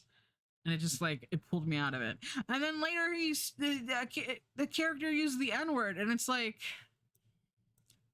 I literally in the middle of reading the sentence, I like put my phone down for a second and was like, because I read on my phone on the app, and I was just like, what the fuck? And like, don't get me wrong, I totally believe that character would be no, never mind. Would be a fucking racist. Like, absolutely. I bet that character is bigoted as fuck. But it was just like, oh. And like, they had used a different slur. They used an anti Hispanic, I guess, slur. I guess it's directed at Hispanic people specifically. And at that point, I was like, okay, yeah, I understand why that would be said there. That makes sense to me. But like when it was used later, it was just like, oh, really? Like this just I don't know. And so I had mixed feelings because like on the one hand, I think it was very good. It's very creepy, upsetting, even though I, basically knew what was going to happen because I seen the movie. It still was, really engaging. Well, yeah, there was a few moments in there where I was just like, I don't know about that. Maybe make some different choices, young man. Yeah. Other than that, I thought it was pretty good. I think there should be an IMDb for books so that after I read a book, I can go to the IMDb for books and be like, when Stephen King wrote this, he did a thing. And I'd be like, wow, that's so interesting. This is on the other pumpkin. Or this pumpkin? Wait, hold on. Maybe this goes. I don't know. But yeah. It was all right. Also, I did know going in, I don't know how many of y'all have read or seen Misery or read the book. But there is a striking difference between the book and the movie for a particular moment. The moment, I would argue, the capital T moment, capital T, capital M moment. And I actually did know about it prior. Somebody had told me. Somebody told me. But even then, still reading it, it was like, oh, this sucks. But I've never seen the movie. Oh, the movie is so good. Kathy Bates. Oh my god, my queen. Like I saw the movie first, so you know I'm gonna be like biased, but I thought they did a really good job adapting it. Um, I thought they hit the right points. I keep thinking these same like two pieces or this piece. Um, you know, in the allotted time, and like the book deals a lot with Paul's psychological reactions to all of the goings on. Because you know it's like basically from his perspective. It's third person, but it's his perspective. Except for like two times when it wasn't, and I was like, this is weird. Um, um, but I thought they really like did a really good job like in place and getting all the emotions across. Oh, here it is. Um, uh, and I think Kathy Bates did a phenomenal job. Like she is Annie. Like she and Stephen King even was like, she's so good that his next novel that he wrote a character specifically for her to play. I've done neither. There are a lot of massive gaps in my list of media I consumed. If you want a thriller for spooky season, I recommend it. I think it's good. I think reading it or watching it, whichever one is more accessible to you, I highly recommend. Like I said, Misery is like one of my favorite movies. It's probably my favorite horror movie, thriller, whatever it gets classified as. Um, but yeah, big recommendees. And what's his name? Dad from Elf, James Caan, plays Paul. That's his name. His name is Paul. Plays Paul. Actually, I might rewatch it now that I've seen or read the book, just to I think I watched it last year, but I can watch it again. Oh, this is a leaf. But I think he also did a really good job as Paul in the movie. I think he did I think it was well cast. Oh, actually, now that I'm thinking about it, there was one thing. Actually, I kind of okay. I really do like it. If there is one thing that they changed majorly in the movie, or one aspect that they changed majorly, not the scene, capital T, capital M. I feel like anyone who's seen that will know what I'm talking about. Not the climax.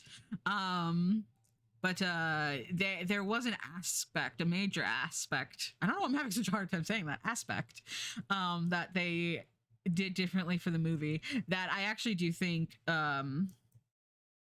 aided in the audience's ability to partake of the thing. And I was almost a little disappointed when it wasn't in the book, because I was like, oh, are we not gonna get this? And like, it's fine. It wasn't. I don't think it was like, they should have put that thing in retroactively. But I was like, oh, okay. I guess this isn't part of this. That's fine. And I was like, oh, interesting. I guess probably it would have changed tensions. But yeah, it was really good. It was really good. Like I said though, it was a slow ass read for me. I typically read like stuff that's under, like my Animorph books are like 160 pages, so I usually read things that are less than 300 pages. And so that's like where my stamina is. So it for me it felt pretty slow, but All the people in story, a lot of the people in Storygraph rated it medium, so maybe it's more akin to a medium. You don't think the author should have retroactively gone back and changed things to fit an updated version of the piece of fiction should have originally been? I guess that explains why you're not a Star Wars fan. Shut up. I saw on Tumblr the other day, they said that the big worm thing that tried to eat Luke in on the Death Star, the big worm, was trying to baptize him. They said she was sentient, she was a lesbian, she was force sensitive, and she was trying to baptize Luke. And I was like, maybe Star Wars isn't right. Maybe it should be illegal. I'm guessing that's some of the EU extended universe stuff. But I was like, what? I didn't even read it. It was so much text. But it was like, oh yeah, she's a lesbian, and they tried her eggs, and then she foresaw her own destruction and was trying to warn Luke or some shit like that. I was just like, yeah, cool party indeed. Where does this go? It's so orange. Oh. If that ever is officially canon, I think part of that is known as the non-canon Legends material since Disney took over. What if it is canon though? What if she really is a lesbian? Live slug reaction. And she was trying to baptize Luke. Okay. Trying to cheat. Okay, hon, maybe I can cheat a little better now. Like, surely this got to go here, right? Maybe it goes up here. Oh, it's right there. Yeah, baby, that's what I'm talking about. You guys did so good on the puzzle. I was like, oh, is this gonna go? You know, are we gonna have to finish this off stream? But no, you guys are doing super good. Y'all locked in. Y'all locked into that puzzle. Right. And I'm just here taking glory away. Stolen valor. All right. I gotta find more pieces of this particular part because it's driving me a little crazy. This blue. Oh, that's the stem. If it's canon, then do we get the movie with the Sarlacc pit lesbian sex scene? Yeah, big weird worm lesbian. Let's go. Topless Sarlacc. Where's the topless Sarlacc scene? And then in the corner of the movie, the whole time they can put the live slug reaction. People will probably hate it because it's Star Wars, and people hate Star Wars things, but Star Wars people hate Star Wars things. Did you know that Star Wars people hate Star Wars things? But it'd be there. Sarlacc is a different one. The one in the Return of Jedi Swa talking about is Dianoga in A New Hope, potentially. Do you think this goes up here? You're wrong. Is this in?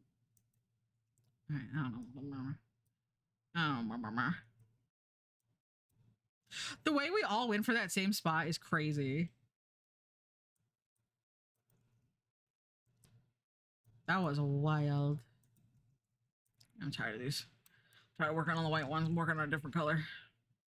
Hey, I'm gonna organize the pieces because it's driving me crazy.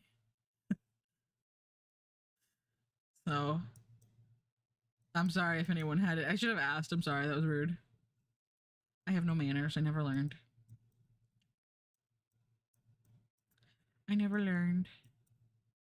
Oh yeah, that's what I've been reading. I've been reading for ages now, so I didn't. Oh, and I watched the new Batman Beyond yesterday. It was, I don't know, it was kind of weird. So one of the, where does this go? One of the villains from earlier came back from like the first time this guy had come back this whole season, or this whole series actually. He only was in his debut episode. Um, his name is Shriek. Well, his name's not Shriek, but his villain name is Shriek. Where does this go? Oh no, here. Um, and he's a sound-based villain. And in the last episode, he got deafened by. Well, really, it was his own fault because he was the one out here committing crimes, and then his shit backfired, and it blew his fucking ears out. Though, so really, it's your own fault, sir. But he was like, "Oh, I want to eat Batman." That's not what he said. He was like, I want Batman dead," and he's like, "I'm gonna fuck everyone up as a result of it." And so he was like sending sound waves through the air that were like causing disruptions of like animals and like making it hard for people. Like they would talk and you couldn't understand what they were saying, and it was really interesting because like the way they did it was they would just have them like mid sentence be like "Gabluber gobber," and it was like, oh, at this point you got a big chunk and borders finished, mostly filling in the mishmash of oranges and browns. Yeah, I'm helping. um but like so Bruce, so they couldn't talk because they couldn't understand verbally what each other was saying, which okay, sure. So then Terry got into the Batmobile, which is an airplane because it's the future, and which is fine. I'm not judging, I'm just stating a fact. And they were communicating via text, which okay, cool, that makes sense. That's smart. Good for them for figuring that out. And but like when Bruce was typing, he was speaking like, "Oh, and the thing went to the store and the blah," like that. And it was like, I don't know, something about the way Kevin Conroy was performing felt really weird. Like they didn't know how to direct him to like talk like you're typing on a keyboard, like you're speaking as you're writing or something. I don't. It's just for some reason his performance was extremely strange. It doesn't go there. Don't worry. And then I don't know. The plot was kind of weird because like it was like, oh, uh, it started with Terry and Bruce Mann, shut up, were fixing the bat suit because it's like a super cybertronic blah blah blah blah blah suit, and it was damaged and they were fixing it. And Bruce was telling Terry about like, oh, here, like his old war story, one of his old Batman tales, and he was like, oh, how did you know that Robin was going to? This goes here. I was going to save you, before the building collapsed or whatever, and he was like, I didn't, and he was like, oh, but then you would have died, and he's like, well, that's the cost of being all like, sometimes I have to do sometimes you got to get fucked up in order to do what's right or whatever. It's like, oh, okay, so that's gonna be the lesson for this episode.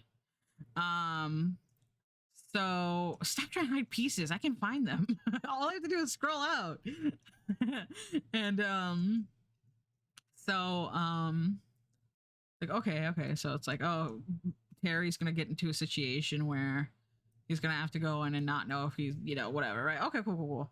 So Shriek is causing all these problems. He's making all the animals freak out at the zoo. He's making people, like a guy is like, he's being like, oh, okay, back up, come on now. He's being like led by his coworker, and in the process, because they can't understand each other, he like crashes into a building and almost dies.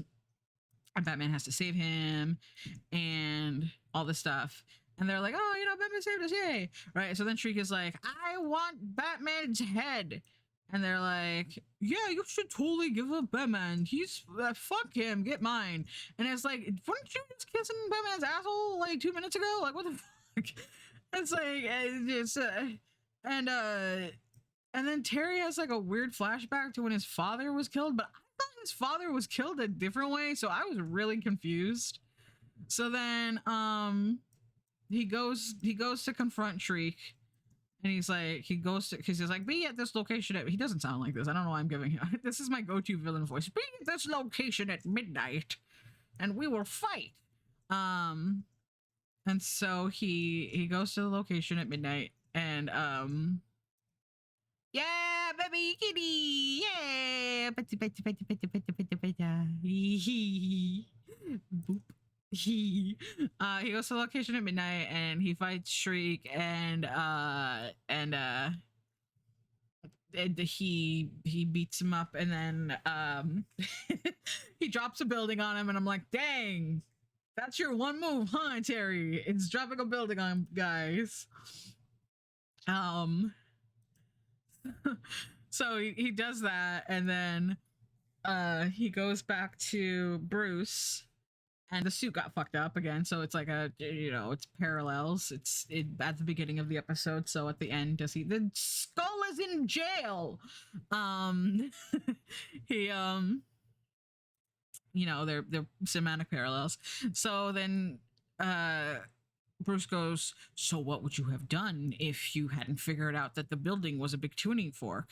And Terry goes, he's like, we're trying to fix the suit here. Like, he won't finish the story like the same way that Bruce wasn't going to finish the story or something. And it's like, I don't understand that this goes into the theme of like rushing into a situation. Like, I guess maybe it does. I don't know.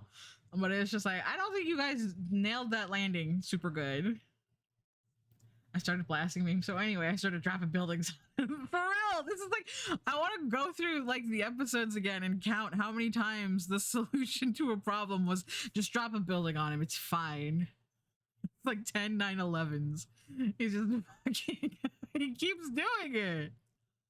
And like, I don't know if Shriek's dead because like people who have been under buildings before have lived again. I don't know. It's very strange. It's very strange. Why am I getting an ad? Oh, okay, I see. I see. You can want to read this person, but I want to see what they're playing. I want to see what they're playing. But yeah, it was okay episode. There might be strategic dropping a building on someone who's an ambiguous enough death that you can bring them back later. That's true. Yeah, from like a writing standpoint, it's like, oh, we'll bring them back or maybe we won't. That is very true. You make a good point. And also, like, all the episodes aren't written by, it's like, it's a team of writers, so it's probably they all independently. Actually, I want to look now. Hold on. I want to see who wrote the snowman. The Mr. Freeze, Batman Beyond. I want to see if it was Kurt Gaeta both times. I have a suggestion of Hollow Knight player. Oh, and our Arkham Science fulfills the same role, but whatever. True. Oh, he's playing Baby Steps. Okay, who wrote this? No. Who wrote this episode? What was the episode called? Where was he in Batman Beyond? Oh my god. Polar bears. Sorry, did that say second wife? No, okay, hold on, sorry. Batman Victories. Almost. Prototype. Oh my god, where was the Batman Beyond episode called?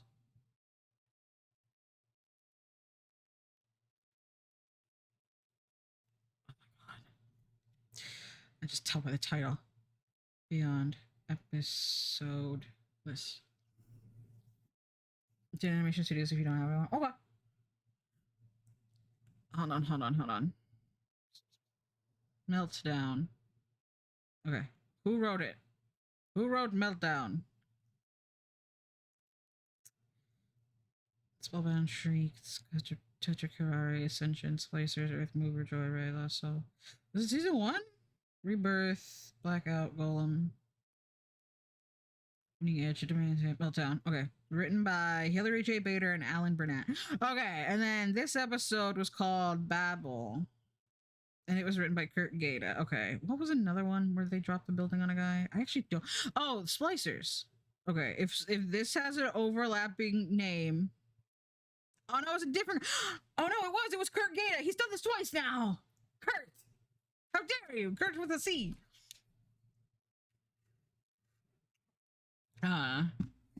Locking them up and then later the escape serves a function even better because there's a lot more creative ways that can happen, by which I mean the escape can happen a lot of different ways. Yeah.